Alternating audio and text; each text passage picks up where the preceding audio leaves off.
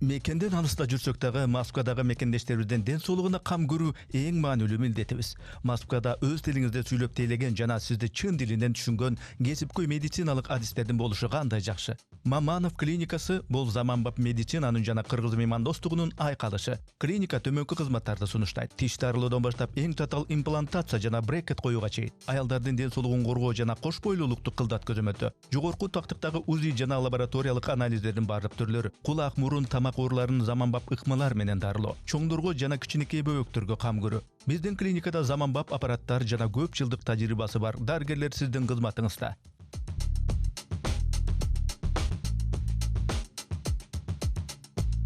Москва шаарында Маманов клиникасынын 3 борбор иштейт. Жашаган жериңизге ылайыктуу даректи тандап, борборлорубузга кайрылсаңыз болот. Бизге келиңиз. Сапатыбыз мыкты стандартта. Ал эми мамилебиз өзүбүздүн меймандос кыргыз пейилиндей.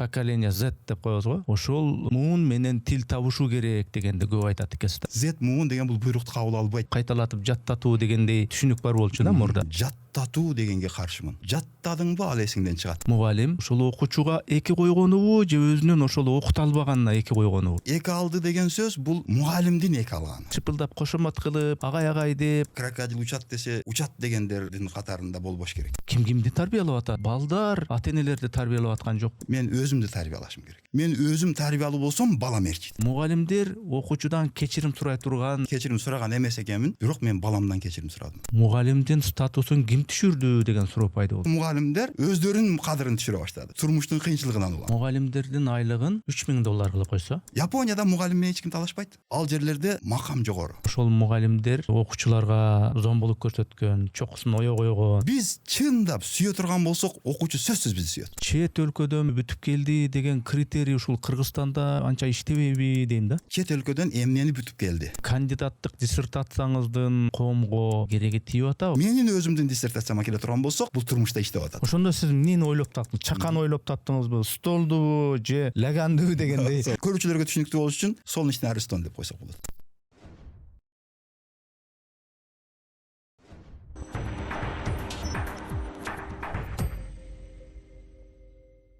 Амансыздарбы, арбаңыздар, ассалому алейкум урматтуу көрүүчүлөр. Биз кезектеги маектешүүбүздү подкастты баштайбыз. Менин аты жөнүм Эрнис Кыяз.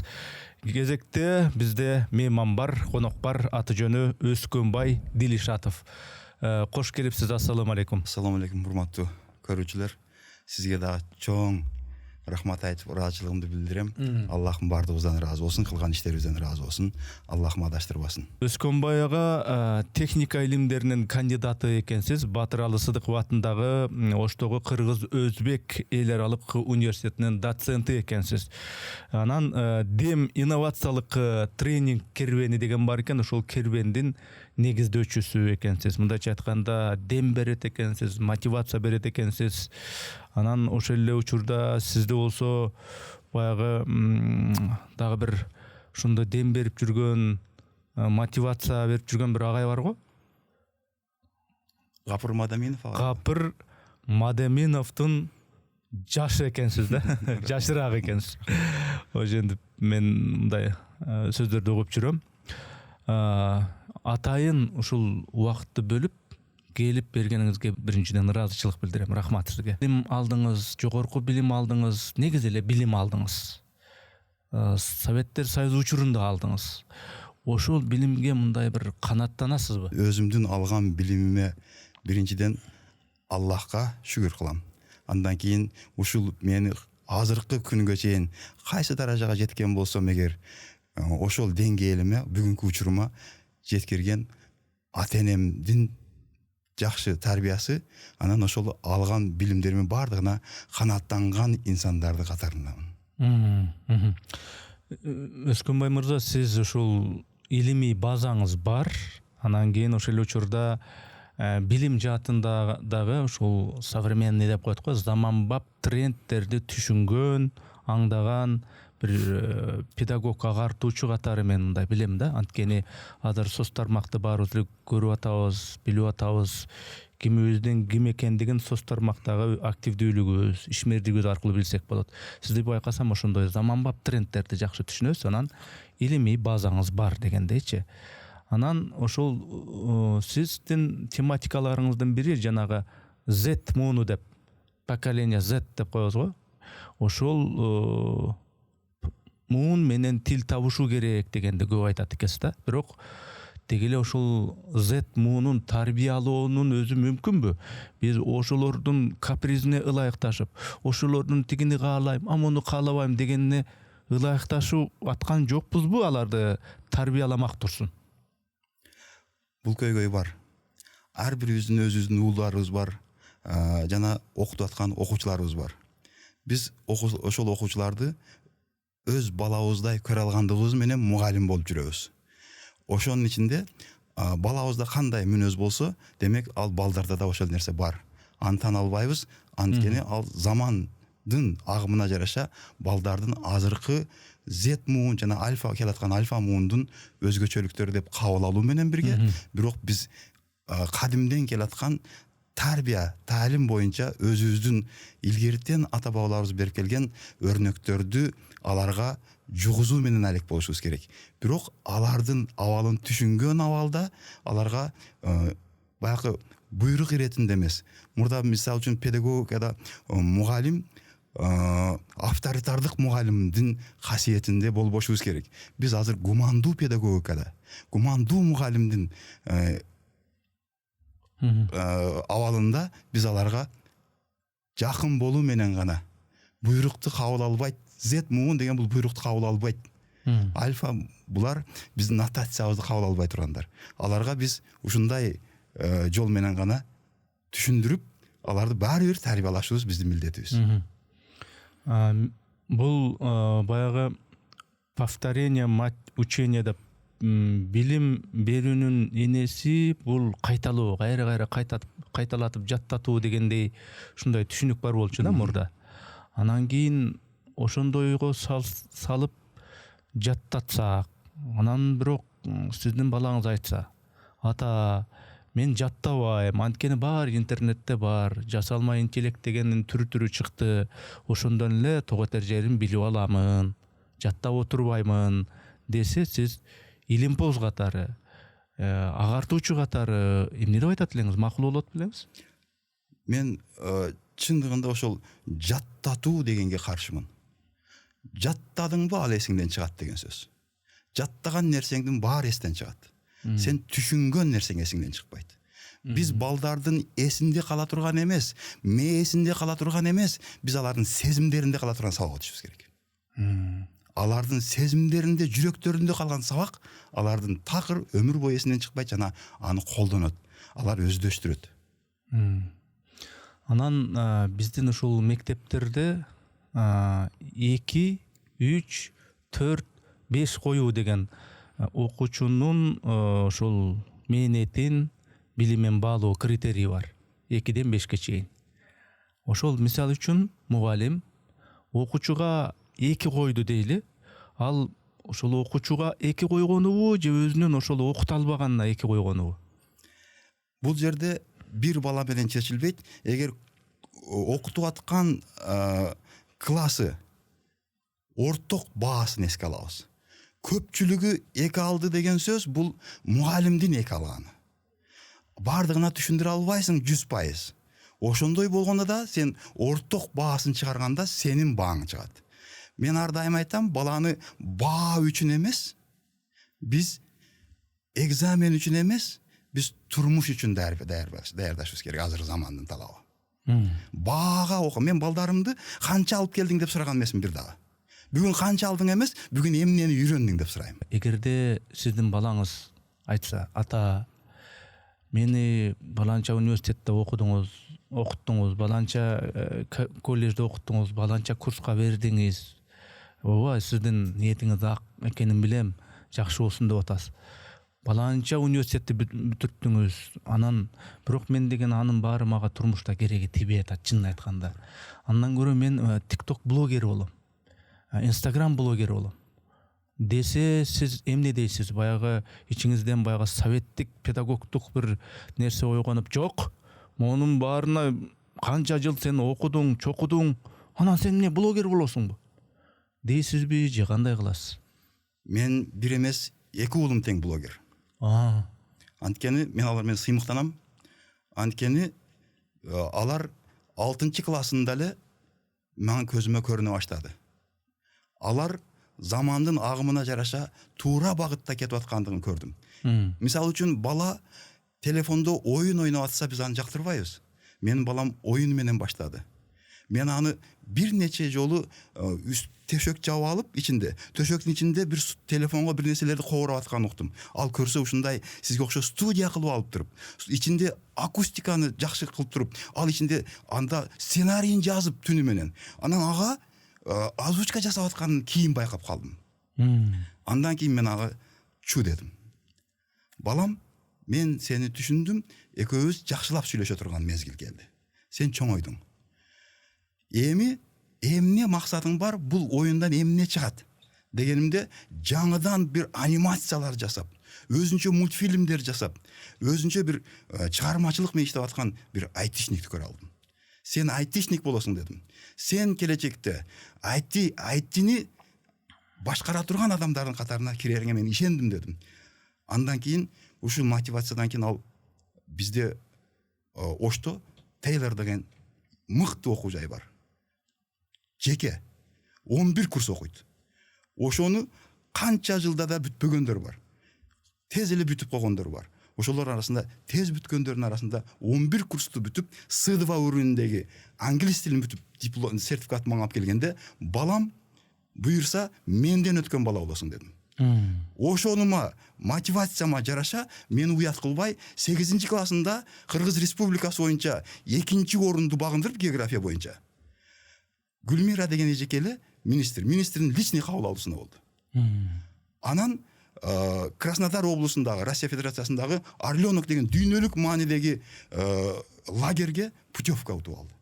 Ошо менен 22 күн ошол жерде дагы 22 күн окуп, курстардан өтүп, ошол жерден келгенде армян балдар менен жашап, башка дүйнөнүн балдары менен бирге жашап, анан ошол Кара деңизде чөмүлүп келгенден кийин, өздөрүнчө бир жакшы бир чөйрөнү көргөндөн кийин балам дагы ачылды деп мен өзүм байкадым.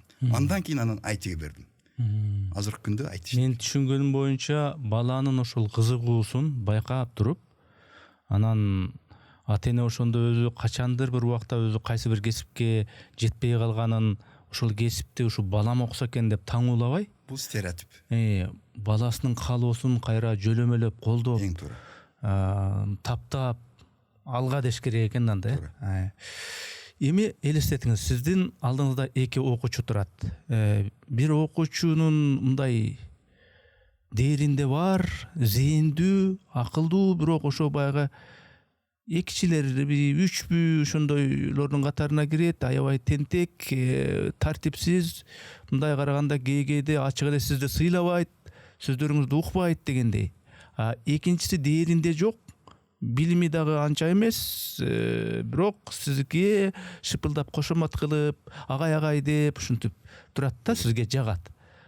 Ошондо сиз кимисин тандамаксыз, анткени мактоо анча-мынча кошомат баарыбызга жагат дегендей. Жанагындай тартипсиздер, ушинтип эле айтканыңы жасабай аткандар, миң кыйын болсо дагы, дээринде болсо да негизи жага бербейт да. Кимисин тандайт элеңиз? Бул жерде багы крокодил учат десе, учат дегендердин катарында болбош керек. Адамда өзүнүн ою бар, пикири адам сөзсүз ал ийгиликке жетет. Ал эми бирөөнүн көңүл үчүн бир нерсе кылган жагынмай адаттар азыркы заманда өтпөйт. Бара сапатка өтөбүз, кааласак каалабасак. Анткени сандан сапатка өтүү бар. Сан жетиштүү болду азыр. Негизи тарбия маселесинде улуулар, чоңдор, ата-энелер балдарды тарбиялаш керек. Бул стандарт. Бирок азыркы соңку жылдары, соңку мезгилдерде тескерисинче болуп аткан жокпузбу? Балдар ата-энелерди тарбиялап аткан жокпу? Анткени көп мамилелешүү, сүйлөшүү жок. авторитет аларга телефон, планшет ошо жерден укканын туура деп эсептейт. Анан ата энеси дээрлик сүйлөшпөйт, сүйлөшсө дагы ата мен апа мен кылып алайын депчи. Ким кимди тарбиялап атат деген маселе жатат да. Мен мынтет элем. Мен баламды тарбиялайм, мен баламды тарбиялуу кылам. Мен деген ал туура эмес. Мен өзүмдү тарбиялашым керек. Мен өзүм тарбиялуу болсом, балам эрчийт. Бала качан үлгү болгонуңда гана эрчийт. Мен эгерде ошондой боло албай аткан болом, мен айыпты өзүмдөн иштешим керек. Эгер балам мени тарбиялап атабы, демек менде күнөө. Мени бала укпай атабы, демек менде күнөө. Кайерімді өзгөртүшүм керек деген нерсени кабыл алып үйрөнүшүбүз керек. Анан Үскөнбайга мен мектепке барып келип аткан балдар менен сүйлөшөм да. Кичүүсү менен кече жакында эле сүйлөшсөм, мектебиң жагабы деп. Негизи жакпайт дейт да. Негизи жакпайт. Бирок мындай жактырайын эле дейм, бирок жакпайт дегендей кылып айтты да. Анан кийин ал айтты, мындай бир эмне үчүн жакпайт десем, дааратканага барган келгендеги маселе ошол дискомфорт жаратат экен. Анан кийим илгич жагында дагы патыр-путур болуп, анан илгени илип калып, ошондой ыңгайсыздык жарата экен. Жанагы ошол мугалимдер өзүнчө калып, окуучулар өзүнчө калганда бир тентек токумун жеген, баягы өтө айрылган, сөгүнүп канган, үйдөн эмнени көрсө ошолор бар экен, ошолорду укканда аябай ыңгайсыз болом дейт. Мектепке барганда дагы ошондой болобу деп ойлоном дейт да. Ал билим алуу, аракта калып эле, ал берки жактары көп экен да, жана ыңгайсыздыктар. Анан ошону мугалимдер ошол тамырды байкап, эмне үчүн мындай болуп атат? Балким ошо мектепте психологдор бардыр. Эмне үчүн мындай болуп атат? Ошол тоскоолдуктарды алып, окуучу мектепке сүйүнүп бара тургандай. Жасалма сүйүнүп эмес, чындап сүйүнүп мектепке бара тургандай кылса мындай болбойбу деп, кыскасы мугалимдер окуучудан кечирим сурай турган себептер көп экен да. Анан кийин ушул өңүттөн сизге суроо, ушул өзүңүздүн студенттериңизден, окуучуларыңыздан да чындап мен толук кандуу силерге ушундай билимди бере албай атам, комплекстүү бере албай атам, албетте берип атам, бирок ошо бере албай аткан үчүн силерден кечирим сурайм деп кечирим сурадыңыз беле мындай? Мен буга чейин студенттеримден кечирим сураганымды эстей албайм, кечирим сураган эмес экенмин, бирок мен баламдан кечирим сурадым. Балам кечирип койгула. Мен силерди кээде түшүнбөй калып аткан учурларымды байкап атам. Анткени мен эмне үчүн сурап атам? Силердин атаңарга караганда менин атам жакшыраак болгон экен. Деп. Анткени менин атам эч жерде окуп жогорку билим албаса дагы мага берген тарбиясы, мага берген кеңештери бул академиктердин кеңешиндей эле кабыл алам. Анткени мен атам менен сыймыктанам, апам менен сыймыктанам. Алардын берген тарбиясы гана мени азыркы учурда, мен азыркы даражама дебейм, азыркы абалыма жеткирди. Коомчулукта мугалимдин беделин, статусун көтөрүү боюнча сөз болуп келет. Аны сиз ушул мотиватор катары мугалимдерди баягы чогултуп алып өткөн баягы атайын чогулуштарыңызда дагы көп айтат экенсиз. Мугалимдин статусун көтөрүш керек депчи. Анан кийин мугалимдин статусун ким түшүрдү деген суроо пайда болот. Жана өкмөт тиешелүү шарттарды түзбөстөн айлыкка мукуратып, башкага мукуратып, өкмөт түшүрүп койдубу? Же болбосо мугалимдер өзү түшүрүп койду өзүнүн беделин өзү. Шоколад алып атып, анан кийин келбесең деле жүрөр, биягын өтүрөбүз, бирок берки жагын берип кой деп атып, дагы башка ушундай нерселерди кылып атып, студент же окуучу, мугалим эмне? Ал бир мындай нерсени берип койсоң ооз жабылат да дегендей кылып беделин өздөрү түшүрүп койду. Же өкмөтпү?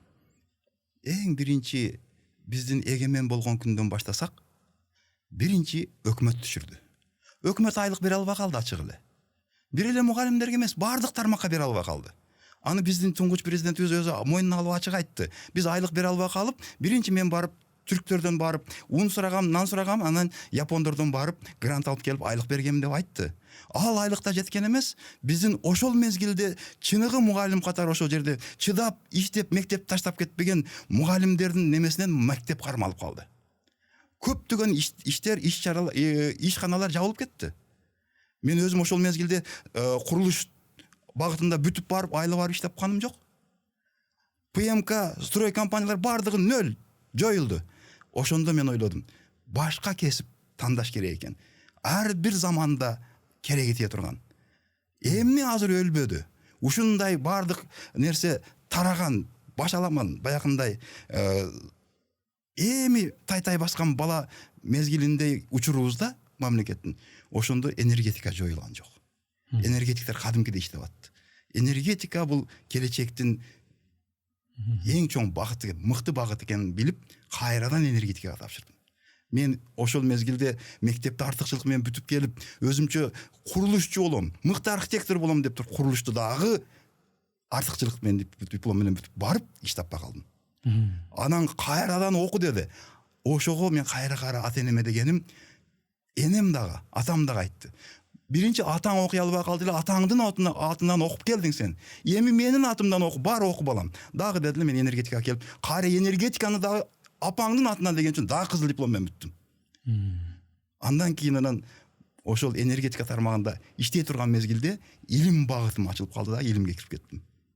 Ошондуктан бул биринчи мезгилде эгер өкмөт ошол мезгилде камсыздоо милдети эле мамлекеттин. Камсыздай албай калгандыктан болду. Андан кийин уже мектептин кадыры түшө баштады, баркы түшө баштады, заочный бүтүп келгендер башталды. Даже бүтпөй эптеп иштеш керек болуп калды. Бардыгы эле эң болбой калганда мугалим болуш керек болуп калды, кадыр кете баштады. Андан улам уже кадыры кеткен мугалимдер өздөрүнүн кадырын түшүрө баштады. Анткени турмуштун кыйынчылыгынан улам. Кайра эле экономикалык көз карандылык. Ошолордун бардыгы эми бара өзүнүн ордуна түшүп келатат деп толук айта алам. Мугалимдин компетенттүүлүгү жөнүндө сурагым келип атат. Компетенттүүлүк дегенде эмнени түшүнөбүз? Албетте биринчи кезекте формалдуу, бул диплому болуш керек. Диплому жок, мен мугалиммин десе, бул компетенцияга жооп бербейт дейсиң албетте. Дипломдон тышкары дагы эмнелер кирет бул компетенттүүлүк? Бул компетенцияга биз азыркы эң өнүгүп аткан компаниялардын образын ала турган болсок, же болсо эң мына билим берүү тармагындагы алдыга чыгып турган Малайзия, Сингапур, Финляндия үчөө талашып биринчи, экинчи, үчүнчү орунду алып келатат да, азыркы күндө кайра Малайзия, то есть Сингапур чыгып атат. Ошол Сингапурдагы эмес, жалпы дүйнөдөгү өнүккөн мамлекеттердин образына карай турган болсок, компетенция бул биздин диплом эле эмес. Диплом бул албетте компетенциядагы бир компетенттүүлүктүн бир белгиси. Бирок биз азыр мен айткандай баага эмес, дипломго эмес, билимге окугандардын заманы келди. Азыркы учурда диплом эмес, билим. Ошондуктан ал жерде 4К эрежеси бар. Компетенциянын эң негизги багыты 4Ö. 4Өнүн биринчиси 4К эрежеси. Биринчи коммуникация. Коммуникабельныйсыңбы деп туруп алат. Өнүккөн Apple компаниялар, Google компаниялар барсаң, биринчи сени ошодон өткөрөт, тесттен өткөрөт. Дипломду сурабайт. Экинчи, сен командада иштей аласыңбы дейт. Командада боло аласыңбы дейт. Үчүнчү К, сен креативдүүсүңбү дейт. Сен чыгармачылык иштейсиңби же бергенди эле аткарып коюп эле жүрө бересиңби дейт. Өзүңдүн чыгармачылыгың менен бизге пайдаң тиеби дейт. Андан кийин төртүнчүсү компетенттүүсүңбү дейт. Компетенттүүлүк дегенде анан диплом келет. Биринчи дипломун карайт, калганын анан ошого татыктуу экенин текшерип коет.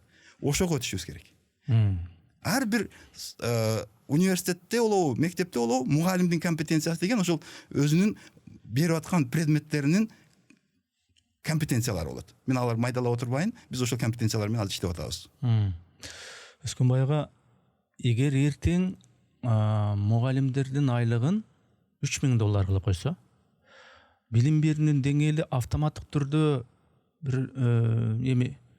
4-5 айда дароо жогорулап баштайбы, же баары бир эле ошол баягы педагогдордун, кадрлардын деңгээли ошол мурдагыча эле калабы? Айлыктан $3000 кылып койгондон же $5000 кылып койгондон көз карандыбы? Бул айлык бир гана фактор. мен дайым макамын көтөрүш керек деп келем. Айлык албетте таасир этет. Бирок ошол эле мезгилде айлык дароо бербейт. Дароо результат бербейт. Биз өнүккөн өлкөлөрдүн кайра эле образында карай турган болсок, өзүбүздүн кыргыз баалуулуктарына ылайыкташтырып ала турган болсок, ал жерлерде макам жогору. Японияда мугалим менен эч ким талашпайт.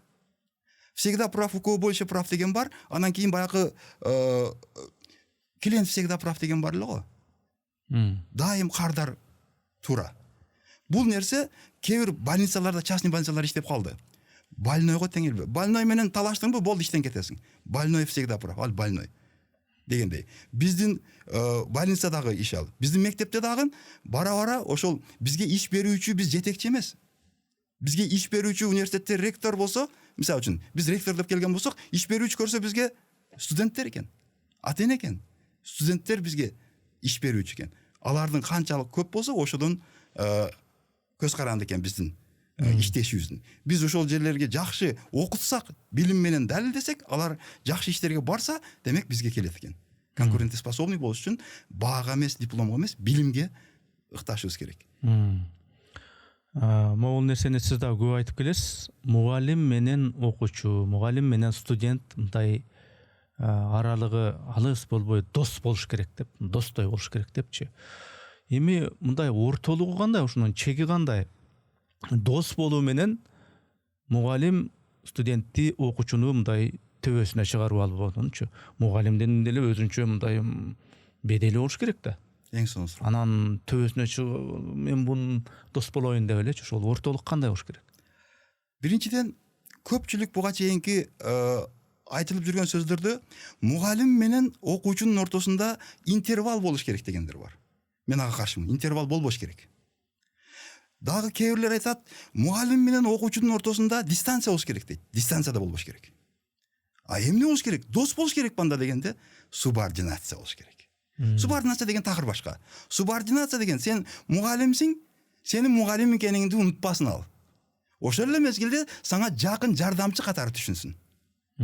Оюн айта алсын деген сөз. Ошондо баарлашуу менен аны баягындай сырдашып отуруп, сырыңды айтам деп чыныңды айтып алба деген сөз бар. Чыныңды бербешиң керек.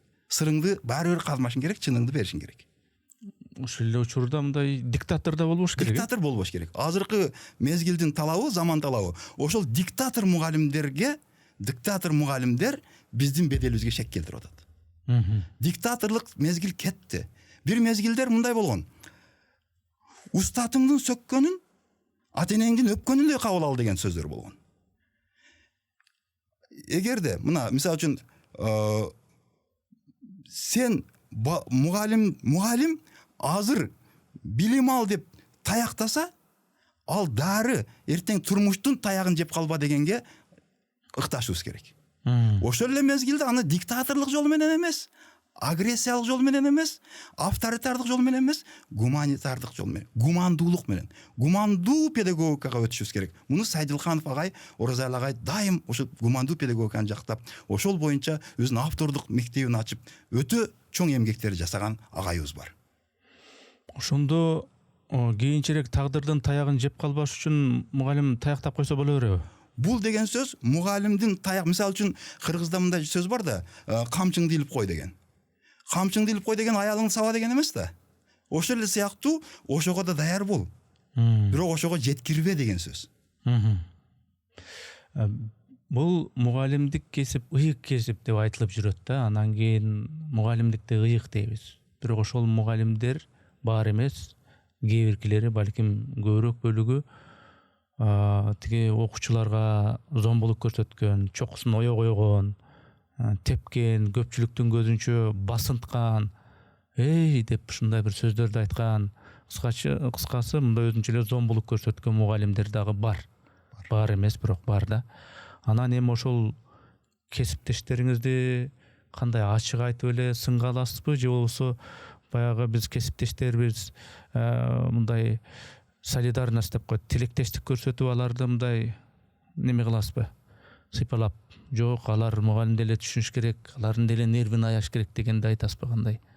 Мугалимдик тилектештик сөзсүз керек. Ошол эле мезгилде биз өзүбүздүн ич ара сүйлөшкөн мезгилде катуу айтышыбыз керек. Бир мезгилдер болду, ошол метод туура болгон үчүн ал кетти. Заман башка, шарт башка. Аткар башка, айла жок. Азыркы замандын мугалими болом десең, анда жумшар. Өзүңдүн диктаторлук, бюрократтык өзүңдүн сезимдериңди бара-бара тарбияла. Ошондуктан тренингдерди өтөбүз. Жана анын кантип жумшатуунун жолдорун биз тренингде үйрөтөбүз. Биз муну чыгара бербейбиз көп эле. Демек мындай публикада айтпайсыз, Публикада такыр айтпайм. Публикада мен сындайм. Ал жерде сөзсүз себеби бар. Кылмыш бар, кылмыштын курамы бар, кылмыштын белгилери бар, жана анын себептери бар. Биз көбүнчө кылмыштын себеби менен күрөшпөй атабыз азыр. Себептерин жок кылгандан кийин жок болот. Аны барып директорду бошотуп койсо ал токтоп калбайт. Эми билимди бериш үчүн ошо билим алып аткан тарапты сүйүш керек. Аябай жакшы көрүш керек. Студенттерди, окуучуларды кимиси ким экенине карабай сүйүш керек да. Анан кийин ошо билимди бересиң дегендей. Бирок мындай аябай бир ушундай бир токумун жегендер болот. Айтсаң канча 10 жолу айтсаң дагы тапшырманы аткарбай келгендер болот. Сени көзүңө илбей, түгүл ошо окуучулардын, студенттердин көзүнчө мындай начар мамиле кылгандар болот. Ошолорду ошол бир жек көрүүнү кантип жеңе алат педагог? Кантип башкача боло алат? Сүйүү бул бир тараптуу нерсе эмес. Сүйүү бул эки тараптуу нерсе. Окуучу сүйүш керек дейбиз. Ошол эле биз сүйүп атабызбы деген. Биз чындап сүйө турган болсок, окуучу сөзсүз бизди сүйөт. Анткени бала сүйүүгө муктаж. Ар бир кичинекей адамдан баштап мен бир кайзен боюнча көңүл буруу деген сабагым бар. Көңүл буруу, көңүл бурдуруу жана көңүл бурууну башкаруу. Көңүл буруу биз мугалимдер мага көңүл бур, доскага көңүл бур, буяка көңүл бур деп көбүрөөк айтат экенбиз, бирок кантип бурдура албай атат экенбиз. Ошо бурдуруунун эрежелерине үйрөтөбүз. Ал үчүн ага ал мезгилде теңелбейбиз. Сабактан кийин аны ата катары сүйлөшөбүз. Анан кийин ата энесин тартабыз. Ата энесин өзү менен жакшы болот. Ата энесиге түз барып айтпайбыз, сен балаң мындай дедиңби? Ал сага компроматка, кайра не деп коет? Тескери сүйлөп баштайт. Кабыл албайт. Аны мен мугалимдерге айтам, андай суроолор көп болот да. Ата энесин капысынан жолугуп калган болуш керек. Жолугуп калгандай абал түзөсүң дагы, анан кийин сиздин балаңыз өзгөчө деш керек. Сиздин балаңыз өзгөчө, гиперактивный. Бул ушул гиперактивдүүлүгүн башка жака жумшаса, мындан күчтүү генерал чыгат. Же болбосо күчтүү башкаруучу лидер чыгат деп туруп, десең ата эне эмне кылышыбыз керек, эмне кылалы деп сага кайрылат кайра. Андай көз иштейбиз деп туруп, анан алтын үч бурчтук эрежеси иштей баштайт ошондо. Эми сизден могу жасалма интеллект боюнча сурагым келип атат. Мына сиз өзүңүз илимпоздсуз, илим жактагансыз, доцентсиз дегендей, педагогсуз, новаторсуз. Мына жасалма интеллект чыккан эми баарын ал билет дей албайм, бирок көпчүлүгүн көп нерсени алмаштырып калды да. Анан кийин ошондуктан мугалимдер дагы, студенттер дагы, окуучулар дагы ушул жасалма интеллектке кайрылышат. Ошондо сиз мындай илимпоз болсоңуз, ошол сиз айтып деп убакыт кетирип, канча жылдарды кетирип ошол алган илимди тиги студентке түшүндүрөсүз, лекцияларды айтасыз дейсиз. Ошол нерсени жасалма интеллекттен студент бир баланча секундтун ичинде эле билип ала коет, тоготер. Керегин да. Анан кийин ошондо университеттер, окуу жайлар жөн эле бара-бара мындай музейге айланып калбайбы? Жакшы суроо. Жасалма интеллект көбүнө ойлондуруп атат азыр. Жасалма интеллект эч качан адамды алмаштыра албайт. Адамдын акылы бул Кудай Таала тарабынан гана берилген. Ал эми жасалма интеллектти кандайдыр бир адам гана жасап атат. Адам жасаган бардык нерсе Алла жасаган нерсени алмаштыра албайт. Миң окшоштуруп, мисалы үчүн Дубайга барып эс алып келесиң, жайлоодо эс алып калганга жетпейт. Дубайды башка жерлерди бир көргөнгө арзыйт. Кайра-кайра баргың келбейт. Жайлоого кийинки барганда башка. Ошол сыяктуу эле адамдын табияты башка. Адамдын адамдык мээрими башка. Мээр көздө. Роботто эмес. Мээримсиз бала ошол жалаң ошол роботтон үйрөнүп, жалаң жасалма интеллектке ишенгендер мээримсиз болуп калат. Ал эми мен айтат элем, жасалма интеллектти келиши менен көп кесиптер жоголот туура. Мисалы үчүн трактор чыккан мезгилин эстейлик. Трактор чыкканга чейин адамдар колдо иштеди. Колдо жер казды. Трактор келди эле 20 адам ишсиз калды. Адамдар болду дейм, ишсиз калат экен, бар жок техника кылат экен дедик эле. А бирок трактордун келиши менен башка 20 кесип пайда болду. Бирөө ошол трактордун мотористи, бирөө ошол моторис айнек чыгарат, бирөө ошол трактордун майын алмаштырат, ошол башка бир нерселердин тетиктерин алмаштырып отуруп, ошентип ана бирөө айдайт, ошентип отуруп кайра 20 кесип пайда болот. Азыр жасалма интеллекттин келишинде биз ошондой кабыл албашыбыз керек. Жасалма интеллект келдиби, демек ошого жараша кесиптер пайда болот. Ошону өздөштүргөн кесиптер болот. Анан ошол эле мезгилде жасалма интеллектти башкаруучулардын катарында болуп калгыла деп тарбиялашыбыз керек. Ошол мындай бир сөздөр бар, келечекте адамзат экиге бөлүнөт. Ошол жасалма интеллектти башкаргандар жана жасалма интеллектке башкарылгандар деп. Бүгүнкү күндө биздин окуу жайларда, мектептерде, жогорку окуу жайларында ушул эки топтун кайсынысы даярдалып чыгып атат деп ойлойсуз? Эң туура. Азыр биздин университеттерде дагы кесиптер заманбап кесиптерге алмашып атат. Көпчүлүк адистиктер жоюлуп атат. Бул спроско карайт. Бул жактан талап болбой калды. Мисалы үчүн азыркы мезгилде көп адистиктерге адамдар тапшырбай калды. Ошол эле мезгилде жаңы кесипти издеп келип атат. Биз ошолорго ыктабасак, университеттер сиз айткандай музейге айланат. Ошонун багытына биздин университеттер мисалы үчүн иштеп атабыз, ошонун үстүндө буюрса, ага чейин эле адамдар азыр эки түргө бөлүнүп калды деп атат го, акыл даремети боюнча. Мен буга чейин эле 3кө бөлүнгөн. Эптеп кыймылдабаган адамдар бар, анан кыймылдаган адамдар бар, анан кыймылдаткан адамдар бар. Биз ошо мурда эле айтып келгенбиз. Биз кыймылдаткан адамдарды тарбиялашыбыз керек. Коомду, мамлекетти жана жашоону кыймылдаткан адамдардын катарындагы биз адистерди чыгарышыбыз биздин милдетибиз. Заманбап. Мына чет өлкөдөн жогорку окуу жайлардан, атактуу окуу жайларды бүтүп келип аткан жаштар бар, билинбегени мененчи. Бирок алар менин тааныштарым, досторум, агалардын ушу кызын же баласынын мен Европадан баланчаны бүтүп келген, Италиядан баланчаны бүтүп келген, Америкадан баланчаны бүтүп келген деген ушу балдары мындай негедир Кыргызстанда ордун таба албай жүрөт да. Тапкандар деле бар, эми таптакыр жок эмес. Бирок ошол эле учурда суроо пайда болот. Чет өлкөдөн бүтүп келди деген критерий ушул Кыргызстанда анча иштебейби дейм да. Кандай ойлойсуз? Ал чет өлкөдөн эмнени бүтүп келди? Ошого баалык, ошого көз каранды. Чет өлкөдө окудум деп туруп эле бир башка бир адистикти бүтүп келип алгандар толтура. Ал жерге барганда мүмкүнчүлүк ошого туура келди, окуду. Алар кесип алмаштырат жана мага окшоп эле. Ошол жерден эгер Кыргызстанда иштей турган кесипти, Кыргызстанды өнүктүрүшүнө салым кошо турган кесип бүтүп келсе, албетте Кыргызстанда иштеп атат. Мисалы үчүн айтишниктер. Айтишниктер дагы эле жетишпейт бизге.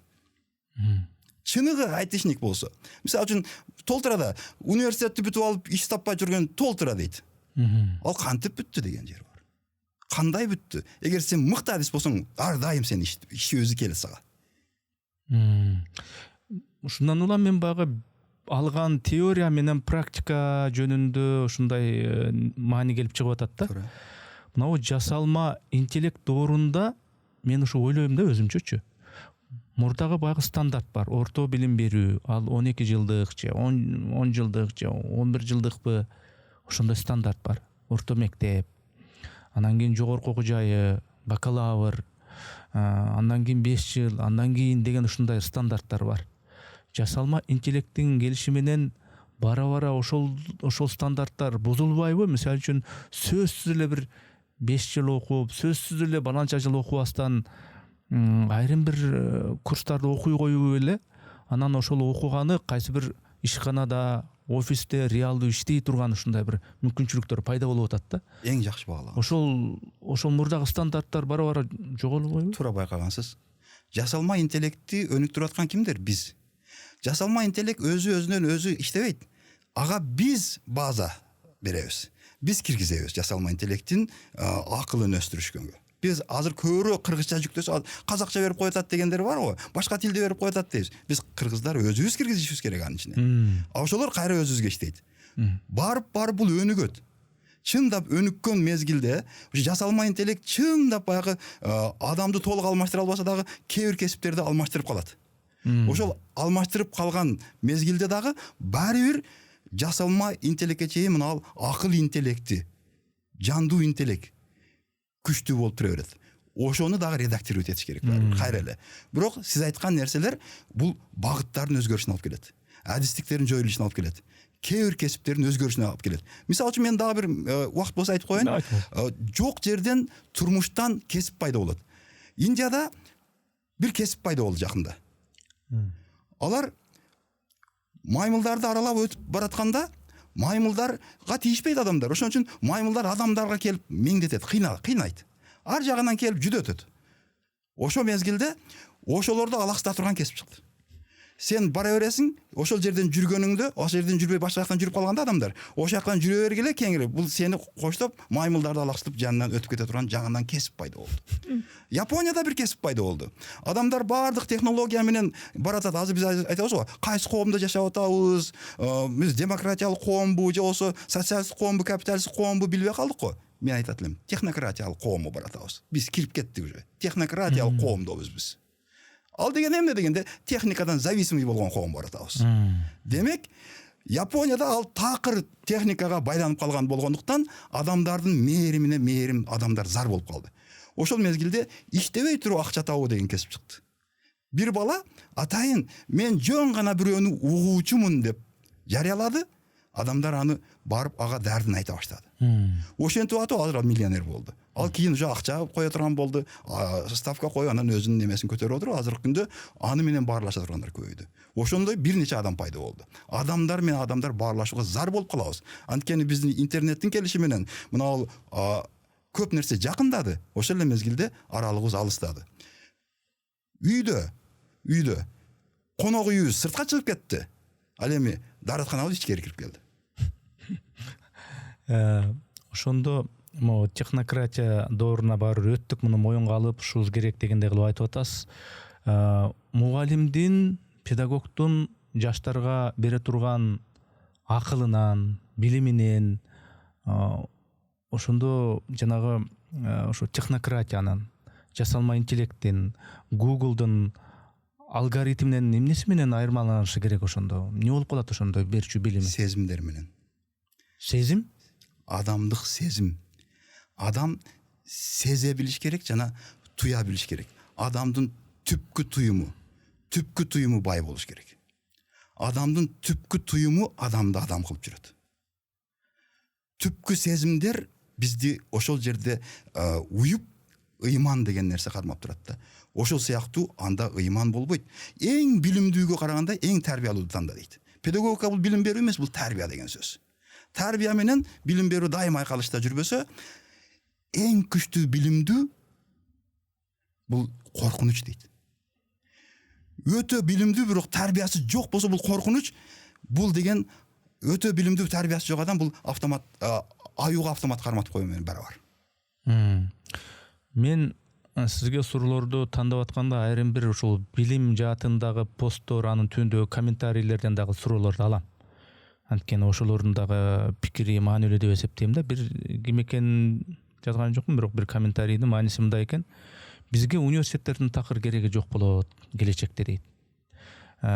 Университеттердеги жанагы профессорлор, доценттер, кандидаттар, мугалимдер ошол студенттердин 4-5 жылдык өмүрүн жөн эле алар сабакка келип кетмиш болуп, окутмуш болуп жөн эле өмүрүн алып атат.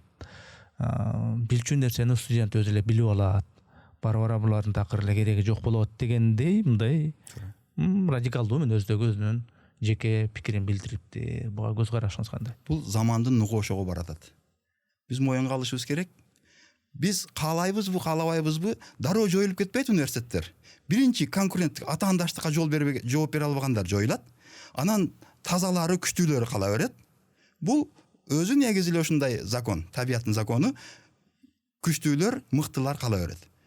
Ошол атаандаштык жаратыш үчүн бир мезгилдерде университеттерден көбөйгөнү деле туура болгон. Бекер поздордон көрө бир нерсе билип калсын деген. Бирок азыр эми сапатка өтүп атабыз, ошон үчүн университет биринчи жоюлуп кетпейт, ал онлайн университеттер пайда болот. Онлайн факультеттер пайда болот. Уже башталды ал. Бизде да келе баштады. Анан университеттерде барып сөзсүз отуруш деген болбой калат. Отурушуң керек деген нерсе жок. Аралыктан окуй бересиң. Ошо онлайн деле ошол эле сөздү уксаң боло берет. Азыр биздин заочный сырттан окуу бөлүмү такыр жоюлду. Президенттин каалоосу менен, президенттин биздин каалоолорубузду эске алышы менен элдин нугуна карап туруп, ал сырттан окуу деген жок. Эмки жылдан баштап, сентябрдан баштап бир да окуу жайга, биринчи финансы багытына, анан юридика багытына жоюлду. Азыр эми бардык багыттарга жоюлду. Сырттан окуу жоюлду. Бирок муну бир нерсе, кандайдыр бир нерсе альтернатива болуш керек буга. Бул деген сөз дистанттык окуу пайда болот. Дистанттык окуунун эрежелери, дистанттык окуунун жобосу азыр иштелип атат министерстводо. Өзкөн айга мына сиз техника илимдеринин кандидатысыз, илимпоосуз, илим жактагансыз. Анан кийин түз ачык айтыңызчы, ошол сиздин кандидаттык диссертацияңыздын бүгүн ошол коомго реалдуу түрдө жашоосунда кереги тийип атабы? Дегеним, кээ бирки диссертациялар бар, жөн эле жазып койгон, анан жанагындай даражаны, илимий даражаны алып койгон, тиги жазган бойдо бир жерде чаң басып жатат, турмушта кереги тийбейт. Ошо сиздин илимпоздуңуз жана диссертацияңыз коомдо бүгүн эл керектетип атабы? Эң туура. Ошол илимдеги чоң көйгөйлөрдүн бири ушул. Азыр бара илим жактоодо дагы өзгөрүүлөр кирип атат, талаптар күчөп атат. Ошол эле мезгилде бизге мүмкүнчүлүктөр пайда болуп атат. Мурда бал топтойт элек, азыр бал топтобойбуз. Азыр журналдарга берет элек, илимий журналдарга. Азыр мен быйыл 25-26 окуу жылында эле 3 илимий макалам дүйнөлүк журналда, Scopus'тагы индекс кырчасы жогору, анын квартели жогору мыкты журналдардан жарык көрдү. Бул деген сөз дүйнө кабыл алды деген сөз. Дүйнө кабыл алды, ал жөнөкөй жөн эмес, ал жерде тааныш өтпөйт. Ошол эле мезгилде менин багытымдагы, техника багытындагы деп коеюн, техника илимдеринин кандидаты деп атпайбы? Техника багытында сөзсүз бир нерсени жасап чыгып, аны теория менен дал келтиришиң керек. Ал турмушта ашыш керек, жана акт внедрение алышың керек. Сен курушуң керек бир жерге алып барып. Ошондо кандидат болосуң техника боюнча. Ошон үчүн техника илимдеринин кандидаттары аз. Техника илимдеринин доктору аз. Биздин багытта 4 эле доктор наук бар. Кыргызстан боюнча. Биз аларды аздектейбиз. Алардын бир кичине жерин үйрөнүп алган болсок сүйүнөбүз. Дагы жабышып, ошолордон көп нерсени үйрөнгөнгө дагы эле окуп атабыз. Ушун менен катар буга менин өзүмдүн диссертацияма келе турган болсок, бул турмушта иштеп атат. Иштегенден тышкары 2014-жылы мен 2010-жылы идея келтирип ошону жасай баштадым. 2010-жылы мен аны патентке оформить этип бердим, кыргыз патентке. 2 жылда 9 жолу кайра каталашып отуруп, алар ойлоп табуучу, ойлоп табылга деп туруп мага патент беришти. 2012-жылы. Жок, ошондо эми ошол нерсе иштей баштады. Иштей баштаганын далили Кытайга чакырды мени. Кытай элдик республикасына барып, 1 ай ошол жерде өзүбүздүн окууларыбызды дагы өнүктүрүп, ошол жерде менин жасаган нерсемди заводко сунуш кылды. Жо ошо көрүүчүлөргө түшүнүктүү болуш үчүн тактоо үчүн суроо, сөзүңүздү бөлүү эмес. Ошондо сиз эмнени ойлоп таптыңыз? Чакан ойлоп таптыңызбы, столдубу же лагандыбы дегендей эмнени колдонуп атат? Бул жерде мындай айтканда көрүүчүлөргө түшүнүктүү болуш үчүн солнечный аристон деп койсок болот. Күндөн суу ысытуучу түзүлүштүн 1000ден ашык түрү бар. Өзүбүз айылда эле жасап алган түрлөрү бар. Мен ошого өзгөртүү киргиздим. Аны тоолуу көптөгөн аналогдорду карап чыктым. Ушул күндөн суу ысытуучу түзүлүштөр баардык ойлоп табуучуларын карап чыкканда тоолуу шартта иштебейт экен. Биздин Кыргызстандын 90%-дан жогорусу тоолуу рельеф болгондуктан мен тоолордо, жайлоодо иштесин деп туруп ошого өзгөртүү киргиздим. Сууну алар 200 литрликти бир ысыта турган болсо, мен аны порция кылып ысыта турган ойлоп таптым. Ошого патент алдым, ал иштеди. Демек, аристондун көп түрлөрү бар, бирок сиз тоо шартында иштей турганын күн менен ысыта турган. Күн менен. Сиз эми мынау дем деп аталган долбоор менен мугалимдерди окутуп, чакырып, мындай мотивация берип, мындай болгула, тигиндей болгула, бололу деп айтып келатасыз да, мотивация берип шыктандырып да. Мындай моюнга алып айтыңызчы, канчалык деңгээлде сиз окуткан, үйрөткөн ошол мугалимдердин пайыздык көлөмү, канчасы тренингден кийин, сиздин тренингиңизден кийин чындап эле өзгөрдү? Канчасы ошол сертификат алган боюнча эле кетти деген? Мен аны сөзсүз өзүмдү карап турам. Эмне болду? Мен эч качан үйрөттүм дебейм. Үйрөттүм дегендин өзү адашат. Итти деле үйрөттүм деп айта беребиз. Экинчи суроо үйрөндү деген сөз. Сиз ошону сурап атасыз. Мен өткөн тренингтерден үйрөнгөнүн билем. Кайтарым байланыш жасайм. Үйрөнгөнүн билгенден кийин сертификат берилет.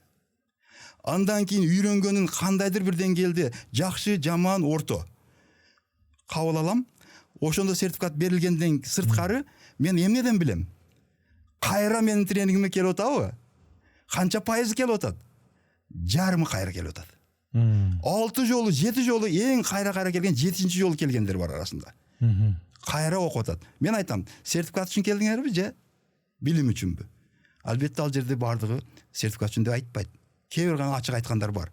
Бирок сертификат үчүн келгендердин дагы оюн билим берүүгө келгенине бурууга аракет кылам. Анан сиз мына балдарды тарбиялоо боюнча көп аябай маани берет экенсиз, көп айтат экенсиз ушул боюнча. Мен же Инстаграмда ошону көрүп калдымбы? Мисалы үчүн Батышта, Жапондо, Корейде, же болбосо Кытайда, орустарда же түрктөрдө бала тарбиялоо деген мындай болуш керек деген өзүнчө мындай бир стандарттары бар. Кыргызда болсо өзүнчө баланы мындай тарбияласа туура болот деген өзүнчө бир критерийлер бар.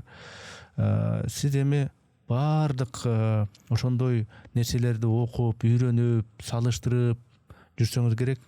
Кайсы улуттун, кайсы өлкөнүн ушу бала тарбиялоо ыкмасы сиздин көңүлүңүзгө төп? Менде азыр ушул жалпы өлкө боюнча Сингапурдун методун алып кетип атканда ошол жерде тарбия кошо кетип атат. Аны биз азыркы мезгилде министерстводо иштелип атат. Ошолордун биздин баалуулуктарга туура келтирип туруп кайра китептерди басып чыгып атышат. Бул жакшы нерсе. Бул результаты 10 жыл, 20 жылда билинет. Дароо билинбейт. Ошол эле мезгилде мен япондордун бала тарбиялоосун дайым мен кайзен көбүрөөк окуган үчүн, кайзен методикасын жакшы көбүрөөк окугандыгы үчүн ошол япондордун кайзен методуна салып туруп балдарды тарбиялаганы, кайзен менен финансылык сабаттуулукту үйрөткөнү, кайзен менен жашоо образды түзгөндүгү, кайзен бул билим берүү системасында, саламаттык сактоо системасында бардыгына иштей турганын далилдеп, япондор биринчи 1983-жылдары эле Toyota компаниясына, башка компанияларга ошондой бир кайзен методун киргизип, аны инструмент катары пайдаланып, аны көрүшкөн. Ошол эле мезгилде алар баланын шыгын биринчи аныктап алат да. Баланын шыгына жараша кичинесинен баштап эле ошол багытта кеткендиги. Башында эле алар биринчи тарбияны көрөт. Алар баа койбойт. Башында алар окутпайт, алар биринчи тарбиялайт. Ушул тарбиялоо боюнча мотивациялык курстарды, лекцияларды, ушундай сыяктууларды өтүп жүрөсүз өзүңүз башкаларга. Мындай болуш керек депчи. Анан кийин өзүңүз жеке үй бүлөңүздө бала тарбиялоодо мындай проблемалар такыр жокпу? Эгер же бар болсо кандай проблемалар бар жеке өзүңүздүн үй бүлөңүздө? Проблема абдан көп. Ошол проблеманы чечүүнүн жолдорун турмуш өзү көрсөтө берет бара-бара. Мени кантип тарбиялаган дейм мен. Мени кантип тарбиялады эле? Азыр ошол иштейби азыр ошол? Кээде иштебей калат. Азыркы балдарга иштебей калат. Бирок ошону иштетиш үчүн кандай инструменттерди колдонсом болот деген сыяктуу нерселер менен, мисалы үчүн дин тарбиясы ар дайым иштейт. Мени бир биз мен Баткендин Зардалысынан болом да. Зардалыда дин боюнча өтө катуу тарбиялайт. Дини тарбия өтө өнүккөн. Ал деген сөз эмне деген сөз? Биз ар бирибиз ошол Зардалынын ар бир кулуну Куран окуй алат деген сөз. Сен балаңа Куранды үйрөтүп кой, Куран сага калганын балага үйрөтүп коет деген принцип менен мен балдарымды 3-класстан баштап 6-класска чейин бардыгын айылга жөнөтөм. Айылдын тарбиясын алып, айылдагы жашоо шарт менен тарбияланып келген бала, дини илимдерди алган бала, арам менен адалды ажыратып калган баладан коркпаса болот. Эми ушул тарбия маселесинде жанагы соц тармактардан сайттардан көрүп калып атпайбызбы? Мугалим баланча мектепте баланча окуучуну уруптур деп. Анан билим берүү министрлигине чейин баягы чуу түшүп, урушуп, иштен айдалып дегендей, же кечирим сурап дегендей. Ошол сиз болсо Facebookка жазган постторуңуздун биринде айтыпсыз, мени депсиз, мугалимдер урса мындай тарбия берүү үчүн урган. Ата энемдин урганы, мугалимдин урганы бул дары деп айтыпсыз да. Андан ошол чаап деп, уруп тарбия берүү, окутуу кээде туура болобу ошондо? Мезгилинде туура болгон. Мени тарбиялаган мезгилде туура болгон. Ошол методду сиз бала чакаңызга колдонуп атасызбы?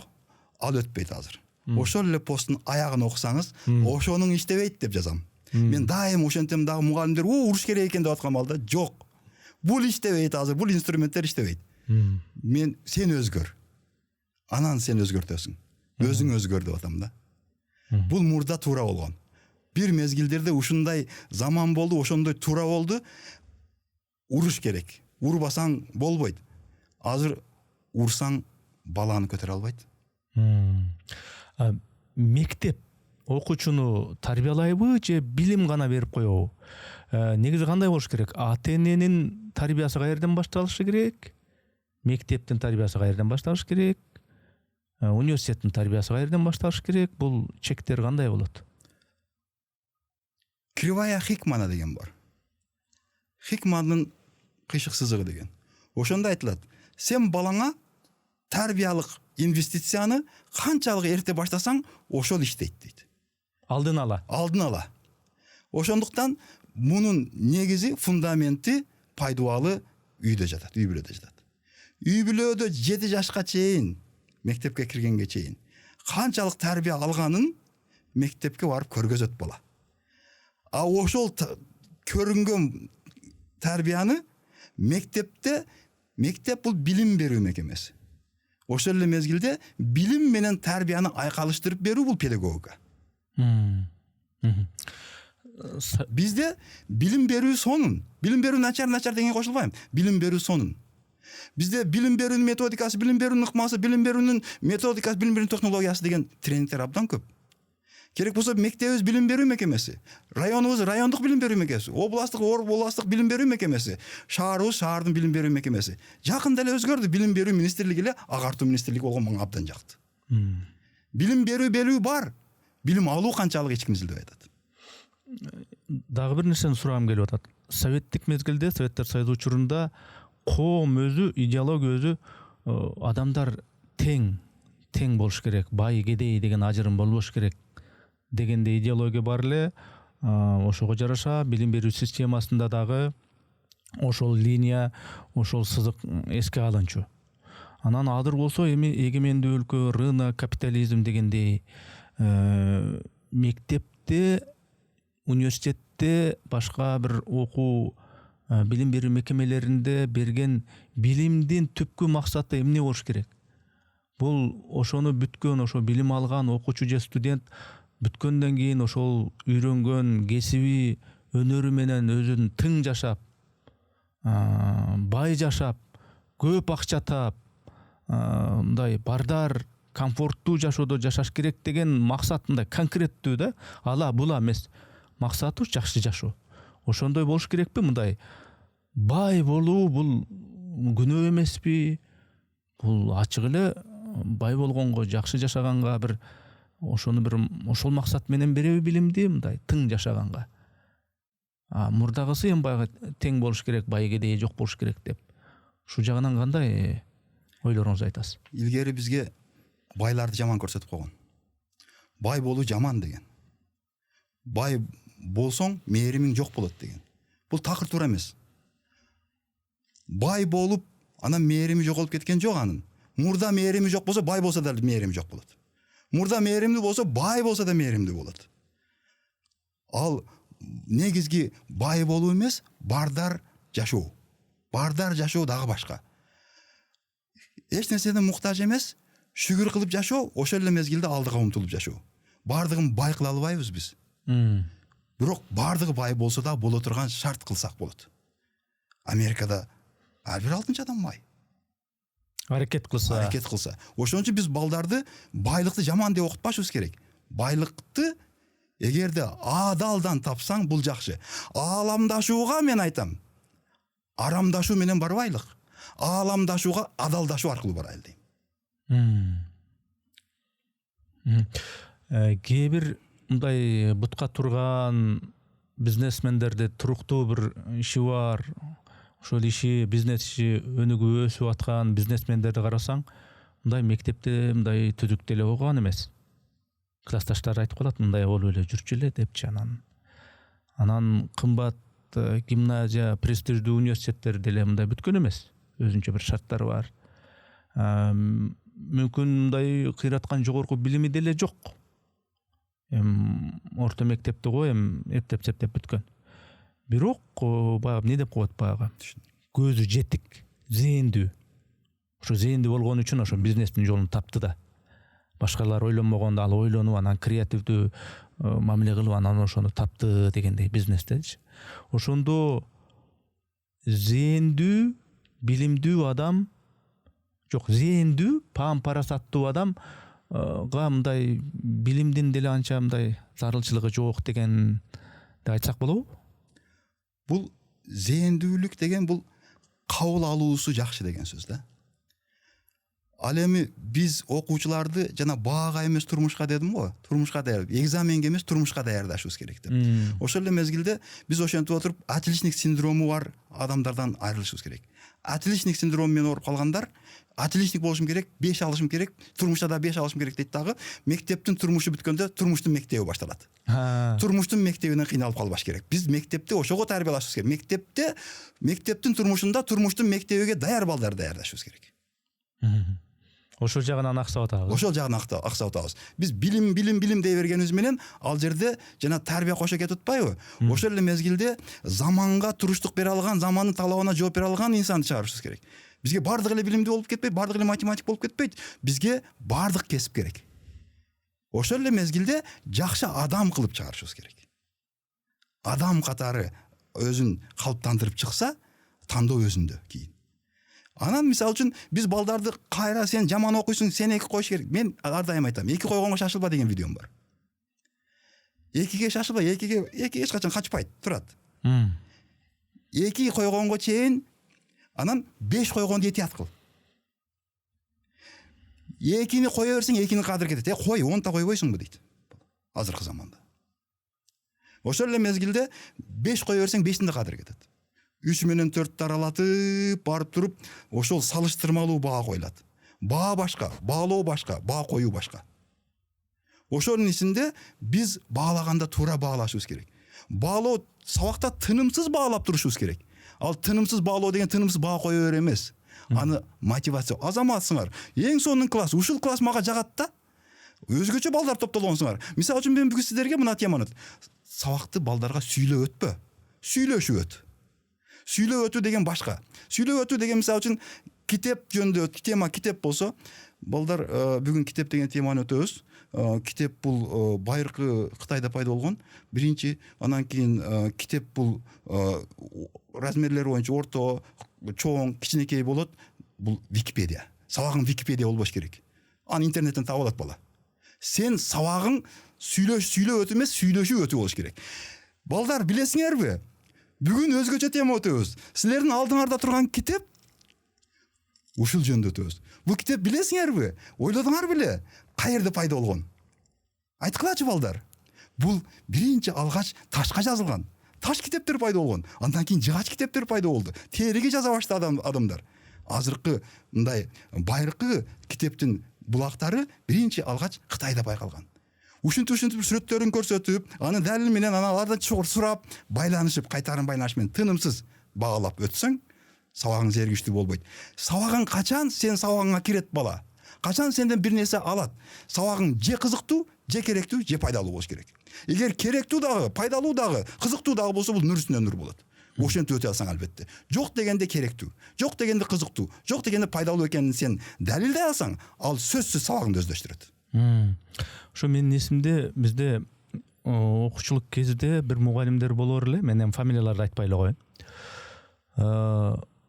чокуңу ойгой тургандай кылып мындай моунда муштумун моунда болуп туруп башыңа урганда аябай катуу тиет эле. Анан ошол мугалимден коркот элек, коркконубуздан ошону окушка туура келет эле, анткени ошо таягынан коркчубуз да.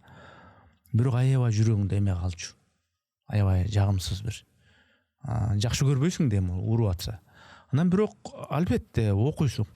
Окубай койбойсуң. Мындай карасаң, ошондон коркуп окуу деле эффект берип атат, бирок жүрөгүңдө аябай бир эме калып атат да. Бул билим берүүнүн Ошол эле учурда дагы бир мен мынау Терешкова мектеп-интернатта окуганда бир Анвар агай деген бар эле. Анан аябай сонун өтчү да.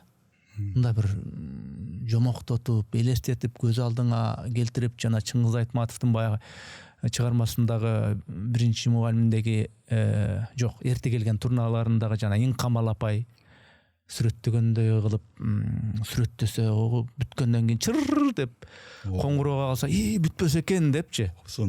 Анан ошондой кылып аябай бир ушул сонун өтөт сабакта агайыбыз. Ошол бүтпөсө экен деп ошо сонун айтып берүү жөндөмү жакшы эле да.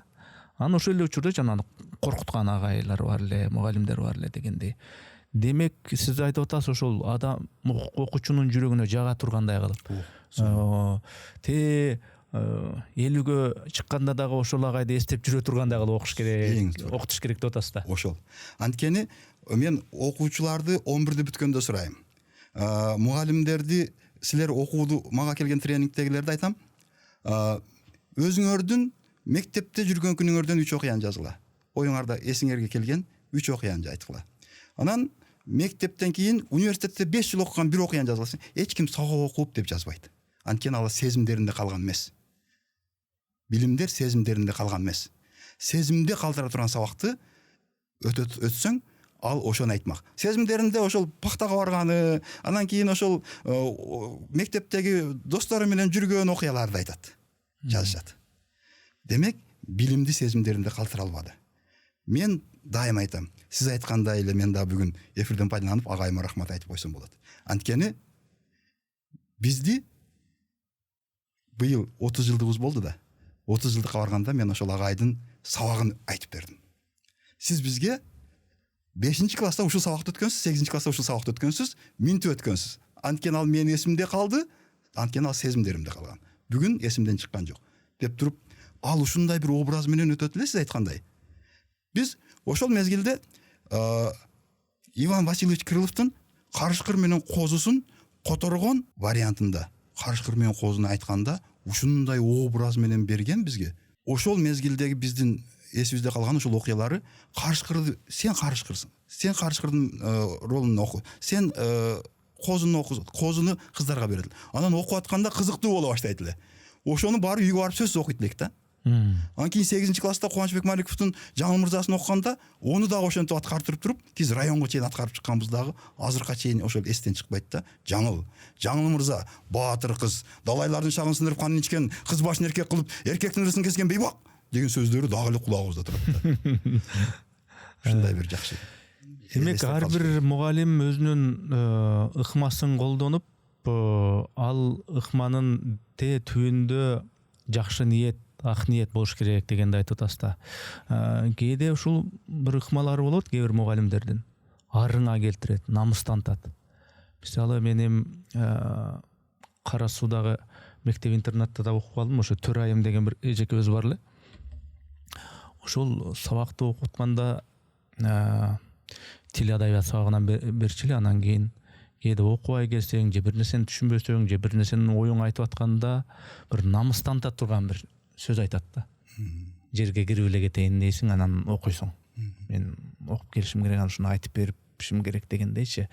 Демек, жөн эле сабак өтүп, өзүнүн темасын өтүп койбостон, билинбей окуучуну тарбиялоо, тияк бияка буруу, керек болсо намыстантуу, арына келтирүү ыкмаларындагы мындай колдонсо, ар кимдин өзүнүн ыкмалары болот турбайбы мугалимдердин, Бул ыкма тандоо мугалимдин ыктыярында болуш керек.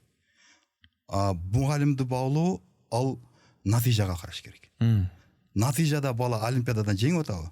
Натыйжада бала турмушта бир нерсени жаратып атабы? Ошого карап бааланыш керек мугалимдин эмгеги. Жанагы спортто деле мисалы үчүн жана мушкерди рингке чыгарып атканда тренери келип алып туруп мындай карасаң урушуп аткандай болот, беттерине чап сандарына чап туруп. Ошол. Ал деген сөз аны жамандап атат, Жок. же жек көрүп атат деген сөз эмес да. Мотивация берип Жеке атат. мотивация. Катуу. Ой, келе солонбой, сен чыкпайсың, сен деген кыла аласың, сен жасай аласың, эмне болуп атасың? Эсиң ооле деп мисалы да. Мотивациянын төрт түрү бар да. Биринчиси жалпы мотивация. Экинчиси жеке мотивация. Үчүнчүсү сырткы мотивация. Эң күчтүүсү ички мотивация. Өзүңдүн ичиңден пайда болгон, ошону пайда кылып атат, ичиңден мотивацияны пайда кылды. Ичинен мотивация пайда болгондон кийин ар бир адам аны эч ким токтото албайт. Ал ошону жасамай сайын Педагог мугалимдин милдети ошону ачуу. Ошону ачуу. Ошону табуу. Ал мактап ошентеби же арына келтиреби, урушабы? Ооба. Мен мисалы үчүн өткөндө бир менга келип аткан эжекелерден бирөөсү сиз айткан инструментти колдонуп көрдүм эле, ошону айтып берейин дейт. Мен балдарга кирсем, байкасам 9-класстан сигарет чегип тургандар пайда болуптур дейт. Тамеки тарта тургандар пайда болгонун карап турдум дагы дейт. Ой азаматтар, чоңоюп калган турбайсыңарбы? Сигарет чеге баштапсыңар десем, мындай болушту. Эмне кылышым, эмнеге мынтип атат? Силерде да керек. Анда больницалар кийин кандай болот? Силер мындай жүрбөсөңөр, эртең арабакаштар каяктан чыгат? Же ушул көчөдө иш таппай жүргөндөр каяктан чыгат? Кыйналып турмушунда эрте өтүп кеткендер каяктан чыгат? Булардын баардыгы ушундан башталат. Силер ошол жолго түшкөн турбайсыңарбы? Жадырап жайнап эле айтып атат. Жадырап жайнап эле, жаман урушпай эле. Бардыгы таштады дейт сигарет. Бул инструмент иштеди. Сен аны жаман айтып сөзсүң, жаман айтсаң ал кыла берет. Кылба деген нерсе, тийбе десең эле абаң тиет го. Тийбе деген сайын тийбе. Ти десең тийбейт. Жасаба деген сайын кызыктуу көрүнүшү мүмкүн. Тыюу салган сайын, тыюу салуу эмес, түшүндүрүүгө түшүш керек. Тыюу салуу методу жакшы жооп бербейт. Мен ошол нерсени, сиз айтып аткан нерсени мында турмушта деле байкайм да, көчөдө баратсам, айрыкча жаштар, өспүрүмдөр жолдо ортосуна туруп алышат. Мындай бир пам барасат деген да жок, мындай четке жылып албайт, анан сөгүнөт. Уят сөздөр менен бири-биринен айтып атканда карсылдашып эле күлүшүп, анан мындай карасаң, менин баламдай эле таптатынакай балдар. Өңү башы, чачы жасалгасы, кийингени бүт бар. Анан барып алып айтам, жигит, сен кечирип кой мени. Мен сага акыл айткандай болбойм, бирок сен аябай сыртыңан карасаң соп-сонун. Деги бир мындай ушул баланы сөгүнөт деп ойлобойм. Анан сөгүндүң эле аябай начар көрүндүң да. Сөгүнбөй жүрчү, энеме десем, же тарынайын десе андай тарын албайт. Анан кабыл алат. Болуптур байке, болуптур депчи. Демек, айтуу, сен мындай кыл, сен мындайсың, акмаксың деген сайын кайра күчөйт. Керек болсо тык эткен жакшы эмес деп айткан видеом бар. Сөймөй менен көрсөтпө, сөймөй менен сен тур дебе. Тур. Айта койчу деш керек. Азыр карап турсаң, мотиваторлор, коучтар, ошондой жанагындай үйрөткүчтөр түз эле жакшы эле маанинде айтып атам. Бирдемени үйрөткүчтөр мындай болгула, тигиндей болгула дегендер көбөйдү. Анан алардын көпчүлүгү ийгиликтин сырларын айтышат. Мындай болсоңор ийгиликтүү болосуңар депчи. Канткенде адам ийгиликтүү болот? Ийгилик бул өзүнөн өзү келбейт. Ийгилик сага келет деп күтүп отурсаң келбейт. Ийгиликке сен барышың керек. Бул коучтардын, тренерлердин көйгөнү бул жакшылыкка. Анткени бир мезгилдерде Америкада дагы 1990-жылдары абдан тренерлер көбөйгөн. Ар бир 4-чү адам тренер болуп кеткен. Ошолордун ичинен тандалып күчтүүлөр чыгат. Эгер жок болсо, мисалы үчүн бул атаандаштыкка жөндөмдүү тренерлерди пайда кылат бул. Анткени бир жерге барып костюм алганы барган болсоң, экөө болсо экөөнүн бирөөнү аласың. Көп болсо тандай аласың. Тандоо беришибиз керек. Адамдар барып тандап илгейт. Университеттерде көбөйүп кетти, азыр эле университет калат эртең. Ошо сыяктуу эле булар дагы тренерлер азыр чыга берет. Тренингтер көп. Тандоо сенде. Кийин барып ошого кайсы тренингтерге барыш керек деген нерсени дагы немесин чыгарып, графигин чыгара турган, диаграммасын чыгарып бере турган өзүнчө тренингибиз бар. Сага кайсы керек? Сен өзүңө керек болсо ошону тандап бара турган темасына. Сен кайсы багытыңды өстүрөт ошол. Сен кайсы багытыңдан акча атасың деген бул финансы боюнча мындай деп коет, колесо баланса деген. Тең салмактуулук дөңгөлөгү. Тең салмактуулук дөңгөлөгүн чыгарып берем. Ошондо сен өзүң самооценкаңды карап көрөсүң дагы, сага эмне керек экенин тандай аласың. Ошолорго тандоо менен барсаң, бир барасың көрөсүң, жакшы болсо экинчи жолу барасың. Эчнемеси жок анын. Болгону акыл менен тандай билишибиз керек, бара билишибиз керек. Алардын көбөйгөнүнөн биз жаман нерсени көрбөшүбүз керек. Ал аракет кылып атат. Ошентип чыгып атат. Эл өзү тандап койт. Анан азыр бизнес коомчулугу, рынок, капитализм ушундай жашап атабыз. Бизнесмендер бар, өзүнүн ушул бизнестеги ийгилигин айтып берүү жөндөмү, методикасы жок. Алардан сурасаң, эмне болду эле, кантип эле десең, эми ушундай болду, анан ушинтип азыр ушинтип атабыз да ука дешет да, инем дешет. Анан кээ бирөөлөр бар, өздөрүн бизнес коучмун деп аташат, бирок алар мындай бизнес деле кылган эмес. Бирок бизнес коучтардын, бизнесмендердин айткан деген боюнча китептерин окуп, билдеп, бирок анан ошолор кантип бизнес кылганын жолдорун айтышат да, ушул кандай, бул туура элеби? Ошолордон окугандар да күчтүү бизнесмен болуп кетет. Мен сизге ушул эмеге бир факт айтайын. Бир фактор айтайын, фактор. Арнольд Шварценеггерди тааныйбыз да. Жан-Клод Ван Дамды тааныйбыз. Бирок тренерин тааныйсызбы? Тааныбайбыз. Ошол сыяктуу. Бизнесмендер кимдир бирөөнү окуп, кайсы бир нерсени үйрөнүп алган болсо, ошону жасаган болсо, ал бизнесмен болуп кете берет. Болгону ал бизнесмен, өзү бизнесмен, бирок коучка окуп атат, андан жаман нерсесин, жакшы нерсесин өзү кылып алыш керек. Мотивация берет атат, толку мотивация берип атат. Мотивациянын зыяны жок. А бизнесмен өзүнүн практикалык иштерин көрсөтөт. Бирок мотивация бере албай аткан болушу мүмкүн сындагы эле. Ал кээ бир секреттерин сактап аткан болушу мүмкүн. Ошол эле мезгилде. Анан дагы бир нерсе бар. Биз бизнес практика менен теорияны айкалыштырып биргеликте өткөрсөк, сонун болот. Беркинен окуп туруп мен мындай болдум дегендер толтура. Мен ошодон окуп, анан үйрөнгөнүмдү кылдым деп. Ошон үчүн окуй бериш керек. Китепти окуш керек. Ошол эле мезгилде тренингке да катыш керек. Мен мынтип айтам. Мугалим мөмөлүү дарак болчу болсо, тренинг ал мөмөлүү даракта отургузулган аянтча. Ал эми тренер анын багбаны деп айтам. Сиз техника илимдеринин адамысыз, кандидатысыз, Сиздин мээңиз ар бир кубулуштун логикасын, себептерин лирикалаштырбай, философиялаштырбай, мындай себептерин логикага сыярлык кылып түшүнүүгө ыңгайлашкан да, ушул. Анткени техника илимдеринин кандидатысыз да.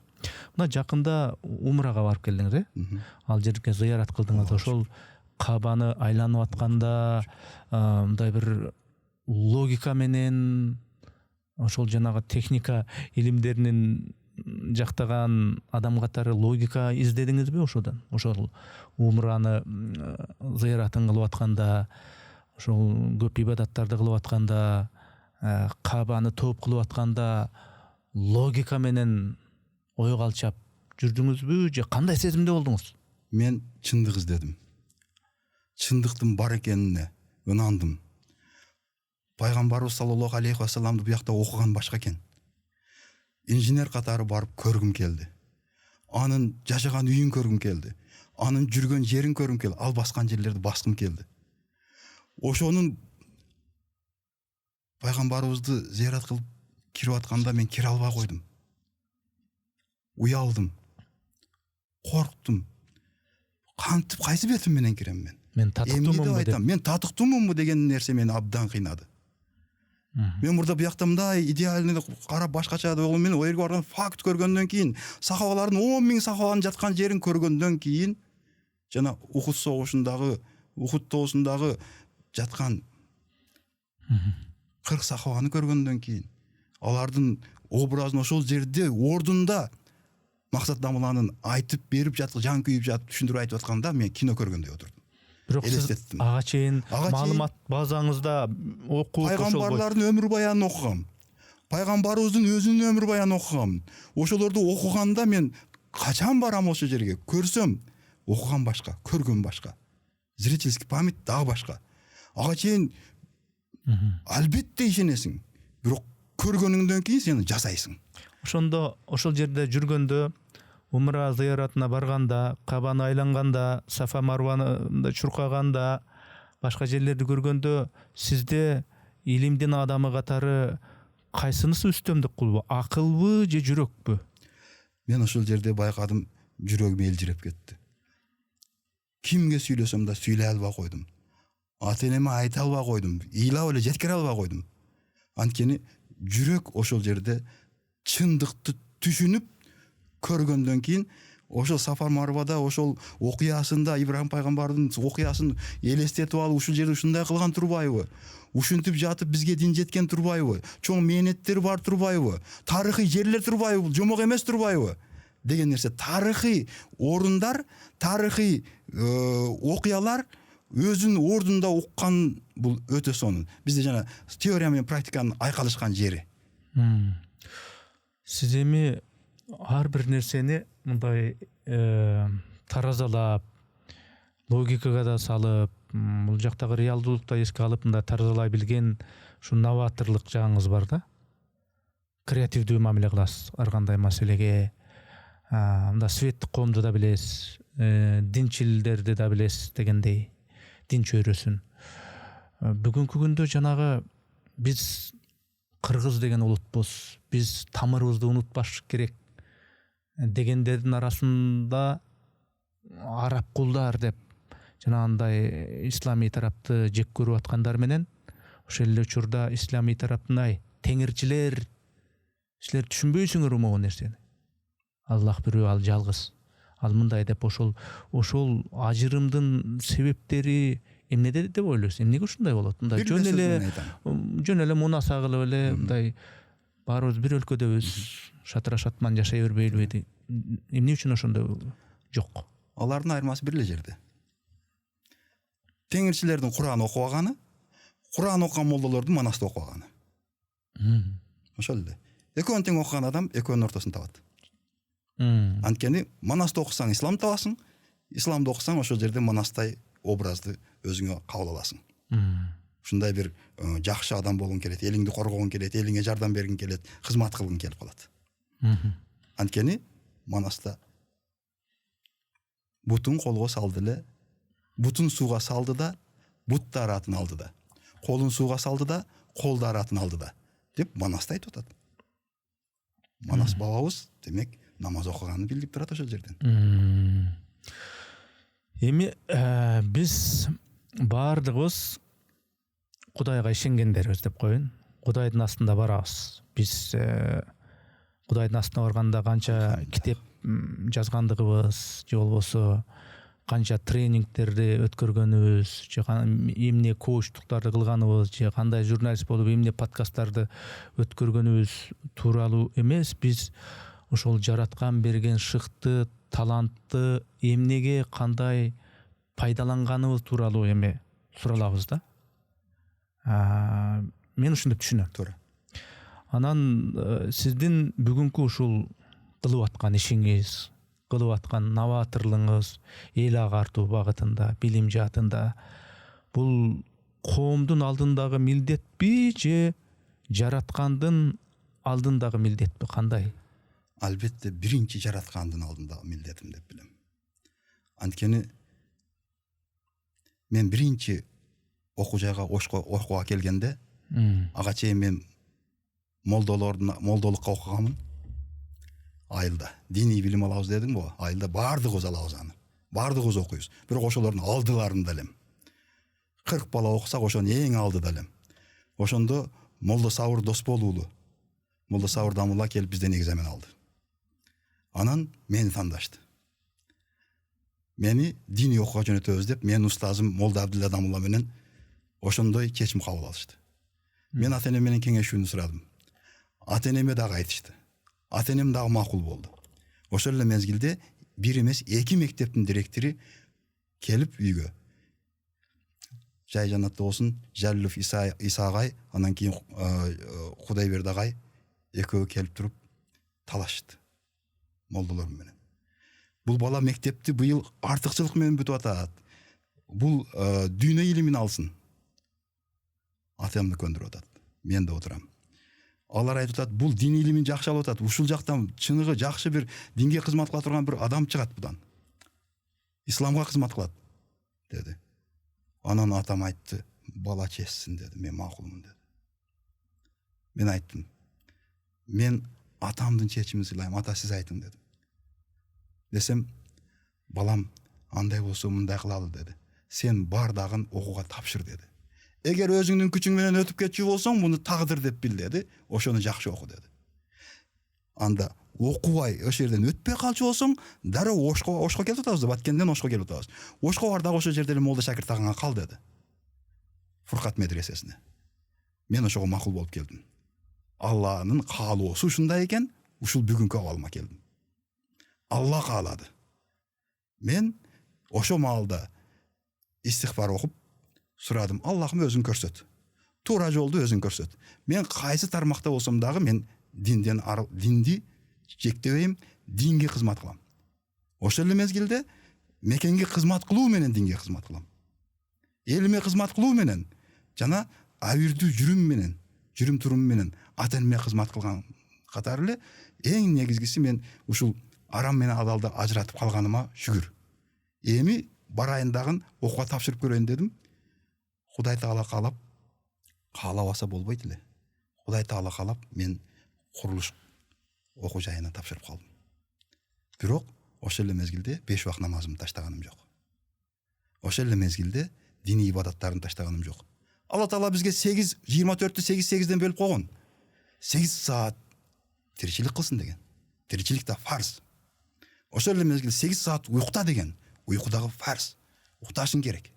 Ошол эле мезгилде 8 саат ибадат кылсын деген. Тең бөлдү бардыгына. Ошону биз кабыл алышыбыз керек. Ибадат деген кечке эле намаз оку деген эмес да. Ошонун арасында жакшылык иштерди аткаруу ибадат. Алланын ыраазычылыгы үчүн аткарып атасыңбы ушуну? Же акча үчүн кылып атасыңбы? Дүйнө үчүн кылып атасыңбы деген. Мен мисалы үчүн кечинде түз эфир жасадым, Алла ыраазычылыгы үчүн жасадым. Жөн эле мугалимдерге чыгып өзүм менен пикир алмашып сүйлөштүм. Ушундай нерсе. Анан мен өзүм квартирант болуп жүргөн мезгилимде эле Ошко келип үйүм жок өзүм. Квартирадан квартирага көчүп жүрөм семейный. Бирок ошол мезгилде мен айылыма машина өтө турган көпүрө куруп берген адаммын. Муну сөзсүз депутат болуп, же болбосо бай болуп куруш эмес дегенди түшүндүрмөкчүмүн. Мен өзүм менен үй бүлөм менен кеңешип туруп, биздин үй бүлөнүн атынан бир көпүрө курдук. Ошол мезгилде мен өзүм квартирант элем. Бай эмес элем, бирок 2 жылдык айлыгымды топтогом. Андан кийин атамды, апамды ажыга жөнөтүүдө укам экөөбүз жөнөттүк. Бирок ошол эле мезгилде мен 4 жыл айлыгымды топтодум. Атам айтты, сенин айлыгыңда менин акым бар деди. Мен сени окуткам деди. Башка жагыңда өзүң кара, мен башка акчаларыңды мага аралаштырба деди. Эгер айлыгыңдан топтосоң деди, мен карточкага топтодум. Ошентип ажыга жөнөттүм. Ушул сыяктуу эле нерселер. Ар бир нерсе адал болуш керек. Өскүнбайга эми мен мына подкастка келген киши саясатчы болсо саясатты сурайм, куручу болсо куруучулугун сурайм дегендей, мугалим келсе мугалимдигин сурайм дегендей, бирок баарына сөзсүз бир мындай бир окшош суроо берем да. Бергим келет кээде. Бере турганда берем, бербей турганда бербейм дегендейчи. Бул сизди кайсыдыр бир жаныбар, курт кумурска, бир паранда кылып эмес адам болуп жаратылгандыгыңыздан, анын ичинде эркек болуп жаратылганыңыздан, анын ичинде кайсыдыр бир өлкөдө эмес Кыргызстанда жаратылганыңыздан, анын ичинде мусулман болуп жаралган. Мусулман болуп жаралганыңыздан, көптөгөн кесиптердин ичинде ушул мугалимдик, педагогдук кылып калгандыгыңыздан, деги эле ушундай суроолор бар да. Ошонун мааниси бул жашоодо чектелүү гана, убактылуу гана өмүр сүрө тургандыгыңыздан, эч бир нерсе бул жашоодо аны айтабыз, муну айтабыз түбөлүктүү эмес экендигинин, бир күнү ушунун баары бул дүйнө бүтөөрүнүн, аны айтабыз, муну айтабыз, ал туура дейбиз, бул туура дейбиз, талашабыз, тартышабыз ар кайсы тармакта. Ошонун баары бир күнү бүтөөрүнүн мааниси эмнеде деп ойлойсуз? Бул дүйнө амалдардын дүйнөсү. Суроо жок. Тиги дүйнө бар, ал жерде амал жок, сурак бар. Демек биз бараткан жака даярданабыз да. Өтүп кеткен нерсеге даярданбайбыз. Биз тан алышыбыз керек, күндөн күнгө каяка жакындап баратабыз. Түбөлүктүүлүккө жакындап баратабыз. Bir күндүк туулган күнгө канча даярданасың? Bir күндүк жаңы жыл өткөргөнгө канча даярданып жүрдүк мезгилинде? Ошо сыяктуу bir күндүк нерсеге даярданып аткандан кийин түбөлүк кете турган нерсең анык болгондон кийин ага даярданып барыш керек. Демек биз ошол даярдыкта жүрөбүз. Сыноодо жүрөбүз. Алла Таалам бизди жакшылык менен сынасын. Алла Таалам бизди жамандык менен сынасын. Кайра эле айланып келип шүгүрчүлүккө келет. Баарына шүгүр кылсаң, Алла Таала эки дүйнөңдү абад кылат. Мен буга толук ишенем. Светтик илимди да алган кишисиз, светтик коом менен аралашкан кишисиз, китеп окуйсуз, ар кандай китептерди окуйсуз, дискуссияларга катышасыз, жанагындай педагогдук профессорлор катышкан, илимпоздор катышкан, чөйрөнү көргөнсүз. Анан диндердин тарыхын, башка диндер дагы бар экенин билесиз. Анан эмне үчүн ошол сиз техника илимдеринин кандидаты, педагог, новатор, дал ушул ислам аркылуу ушул дүйнөнүн маанисин сезишиңиз керек. Башка диндер деле жакшы болгула деп айтат, башка диндер деле жаман болгула дебейт. Усулдары, эрежелери ар кандай болушу мүмкүн, бирок алар деле ошол адамдар деле Адам алейхиссаламдын, Адам атанын урпактары, алардын өздөрүнүн тутунган жолдору, диндери бар. Эмне үчүн ушул ислам менен гана сиз түшүнүшүңүз керек дүйнөнүн маанисин, бул жаратылган, бул ушу дүйнөнүн маанисин, өзүңүздүн ушул жаралганыңыздын маанисин эмне үчүн ислам менен түшүнүшүңүз керек? Дүйнөдө ири диндерден 4 дин бар. Ошолордун баардыгы менен таанышып чыктым. Өзүмдүн кудуретим жетишинче. Аны барып көрүп келгенге аракет кылып Кытайда барып Будда динин көрдүм. Аларга суроо бердим. Тааныштарым өзүмдүн. Силер ушуга сыйнасыңарбы? Ооба.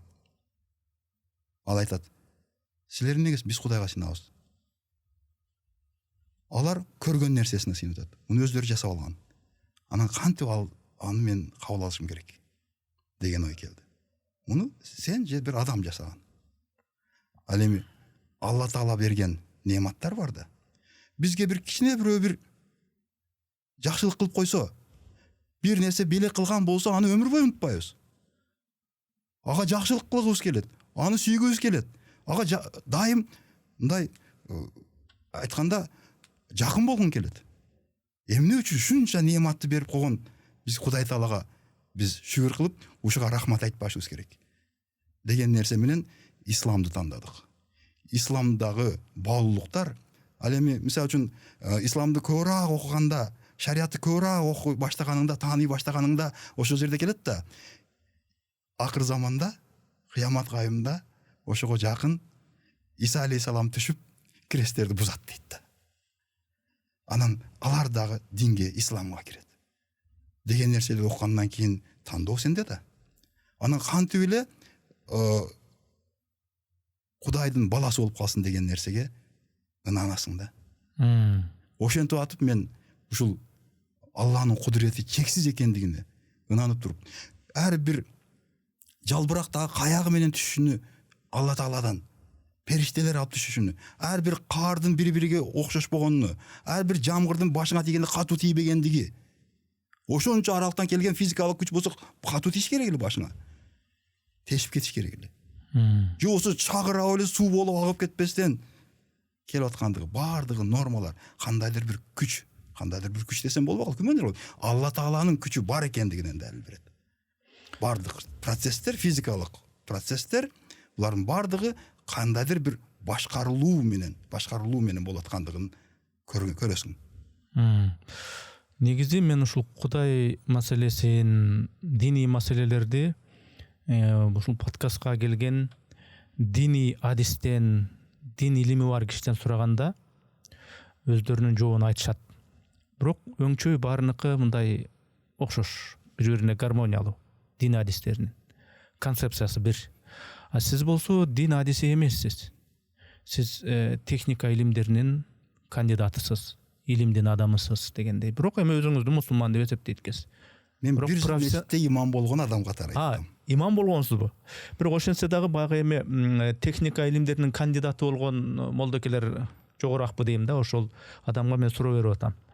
Бул менин өзүмдүн суроом эмес. Көрүүчүлөр дагы эринис эмне болгон келесо суроону берип атат дебесин. Мен тек гана өзүм эмес, бизди көрүп аткан көрүүчүлөргө дагы жооп алып берейин деген максатта сурап атам да.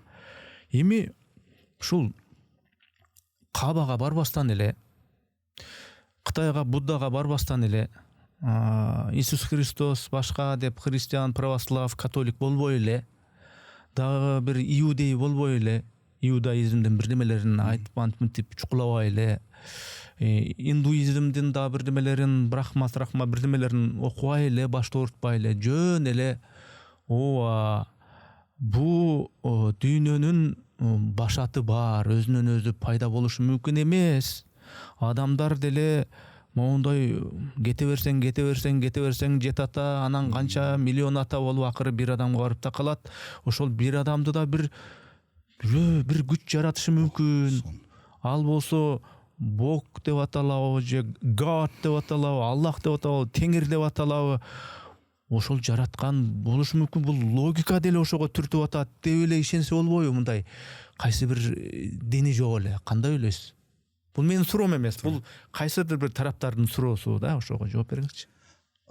Бул дин, бул эреже да. Жашоонун эрежеси. Ар бир нерседе эреже болуш керек. Жашоодо да эреже болуш керек. Ал эрежени сен тандоо сенде. Биз кайсы бирин тандашыбыз керек. Жөн эле башаламан хаос жашоо болбойт. Жөнөкөй эле азыр ар бир улуттан эле жаш балдарды коюп туруп эме кылсак, ошолордо да бир ишенич пайда болот. Биринчи бири-бирине ымдашат. Сөз пайда болот, тил пайда болот. Ошол эле мезгилде орток бир ишеним пайда болот. Жеке ишеним, андан кийин орток бир ишеним. Анан ошолор пикир келишпесе, 2 ишеним, 3 ишеним. Ошентип отуруп ислам 73 фиркага бөлүндү. 4 мазхабка бөлүндү. Ошондой болсо дагы бардыгынын максаты Алла ыраазычылыгын табуу. Бардыгы эле кимдир бирөө бир нерсени көбүрөөк прерогатива катары көрөт. Ошондой болсо да барып максаты Алла Тааланын ыраазычылыгын табуу болгондугу үчүн аларды ошол бойдон майлы силер өзүңөр ишенимиңерди кала бергиле дегенде бириккен. Ошондуктан бир нерсеге биригишибиз керек. Бир ишеним болбосо, анда жашоонун маңызы кетет. Ишенимди сен тандайсың. Өскөн ага, мен суроолорумду берип бүттүм. Биз бул подкастка экөөбүз көптөн бери даярданганбыз. Анан кийин сиздин башка дагы кыйырлардан ачыла элек жактарыңыз бар. Менимче ар нерсенин аз анан саз болгону жакшы. Тоюп тойбой калганы жакшы. Мен да ошондой. Кап ошо дагы айта түшкөндө бат эле бүтүп калдыбы деп. Бирок жакшы эле сүйлөштүк азыр. Ар кайсы суроолорду бердим, ошо суроолорго бөлө келгенде бирок биз аз эле сүйлөштүк да. Анан ошон үчүн кийинкиге дагы бир жайтты калтырып дегендей, кийин ушул киши келсе экен, ушул киши айтса экен, дагы чакырса экен, дагы башка эринис билбеген, окубаган, көрбөгөн Инстаграмда көп айткандар бар. Ошону эмнеге сурабаптыр дегендер болушу мүмкүн. Ошол аттең кылып калгандарга дагы мындай орун калтыралы. Кийин дагы бир башка жактарыңызды ачып беребиз. Буюрса атайын келип, оштон бери буяка келип, анан ушундай ойлоруңузду билдиргениңизге мен ыраазычылык билдирем. Мен ойлойм, ушу көрүүчүлөр деле өзүнө жараша, өзүнүн деңгээлине жараша, акыл көрөңгөсүнө жараша көп пайдалуу нерсени алды деп ойлойм. Деги эле бул подкасттын максаты жөн эле божурашып эле эптеп убакыт өткөрүү эмес. Бул деген биз бул жашоонун маанисин, тигил же бул кесиптин адам менен мындай түшүндүрүү, ошонун кыйрларын профессионалдык деңгээлде өзүнүн пикирлерин сурап алуу менен катар, деги эле бул биздин бүгүнкү реалдуу жашообузда эмне кылышыбыз керек, эмне кылбашыбыз керек, эмне туура эмес, ошону альтернатива катары сухбатташып анан коомго билдирүү. Биз ошону кайсы бир деңгээлде кыла алдык, пайда келтире алдык деген ойдомун. Сизге рахмат. эгер ошону кыла алган болсок Алла таалам бизден ыраазы болсун. Бул да тагдыр. Экөөбүздүн бул жерде отурушубуз случайного не бывает дейт орустар деле. Орустар деле айтат, баягы кто рано стоит, тому Бог дает дейт. Эрте турсаң Кудай берет деп олар деле айтат. Болгону башка ишенич менен. Ошол эле мезгилде сиз экөөбүздүн ушу бүгүнкү келгенге чейинки биринчи сиз чакырып чалганыңызда мен умрада болуп калдым. Алла тааланын мүмкүнчүлүк берип ошол жерге барып зыярат кылып келүү насип кылып, мен ошол жерде зыярат кылып жүрүп сиздин жазганыңызды 2-3 күн көрбөй калып, анан кийин балам мага карабасаңыз жооп бербейсизби, ушундай болуп калды деди. Анан кийин мен сизге жаздым. Ошодон башталды буюрса, ошентип кийин келем сизге деп ниет кылдым эле. Бул да насип экен, насип тагдыр тартпай кайра кетип калып, сиз кетип калыпсыз деп кайра чалганыңызда анан 3-чү жолу мен чалдым дагы барайын эми. Буюрса деп туруп анан бүгүн сизге келип отурганыма абдан кубанычтамын. Умраны көрүп келгенден кийинки варианты жакшы болуп атат. Сонун болду. Алла таалам ошону каалады. Демек ошону каалады. Биз каалабадык аны, биз билбедик аны. Биз ушундай бир азиз жанбыз. Көп нерсени билбейбиз. Азыр эмне болуп кетет билбейбиз. Ошону менен биз кызыкпыз. Ошон үчүн жашоо кызык. Ошондуктан мен сизге бүгүнкү чакырууңузга рахмат айтуу менен кур болбосун деп өзүмдүн жанакы колдонуп атабы, эмнени жасаган бул, тарелка жасаганбы же кашык жасаганбы деген кантип илимпоз болгон деген жөнүндө баары ошол суроо болот деп сезгем. Ошондуктан өзүмдүн илимий монографиямды сизге белек кылайын. Ушул сиздин мына бул жердеги китепчеңизди толтуруп турсун. Ушул китептердин катарында туруп, буюрса окулсун, окулбаган китеп карып, окулбаган мечит карып болбосун. Ошол сыяктуу сиз бир кызыкканда окуп коесуз. Буюрса ушул менин илимий монографиям жазылган китепти сизге белек катары сунуп коюуга уруксат этесиз. Чоң алкыш. Кана рахмат сизге. Бул дагы эмгек, көз майы корогон, убакыт корогон, мээнет корогон рахмат. Окуп эми техникалык могу чиймелер көп экен. Негизи математика менен геометрия ушундай цифраларды көргөндө эле коркчу элем, бирок түшүнгөнгө аракет кылам. Рахмат. Анан кийин сиздин ушул подкастыңызды мен ар дайым көрөм. Активдүү катталуучуңуз, активдүү көрөрманыңыз десем аша чапкандык болбойт. Анткени азыр сосаңыз ким качан келгенден бери айтып бере алам. Жана эмнени сүйлөгөндөн баардыгын бир сыйрадан эмес 2-3 сыйрадан бери көрүп чыгам ар дайым. Жана жөн эле көрүп койбостон астына дайым комментарий калтырам. Активдүү лайк басам. Лайк бизден айлансын.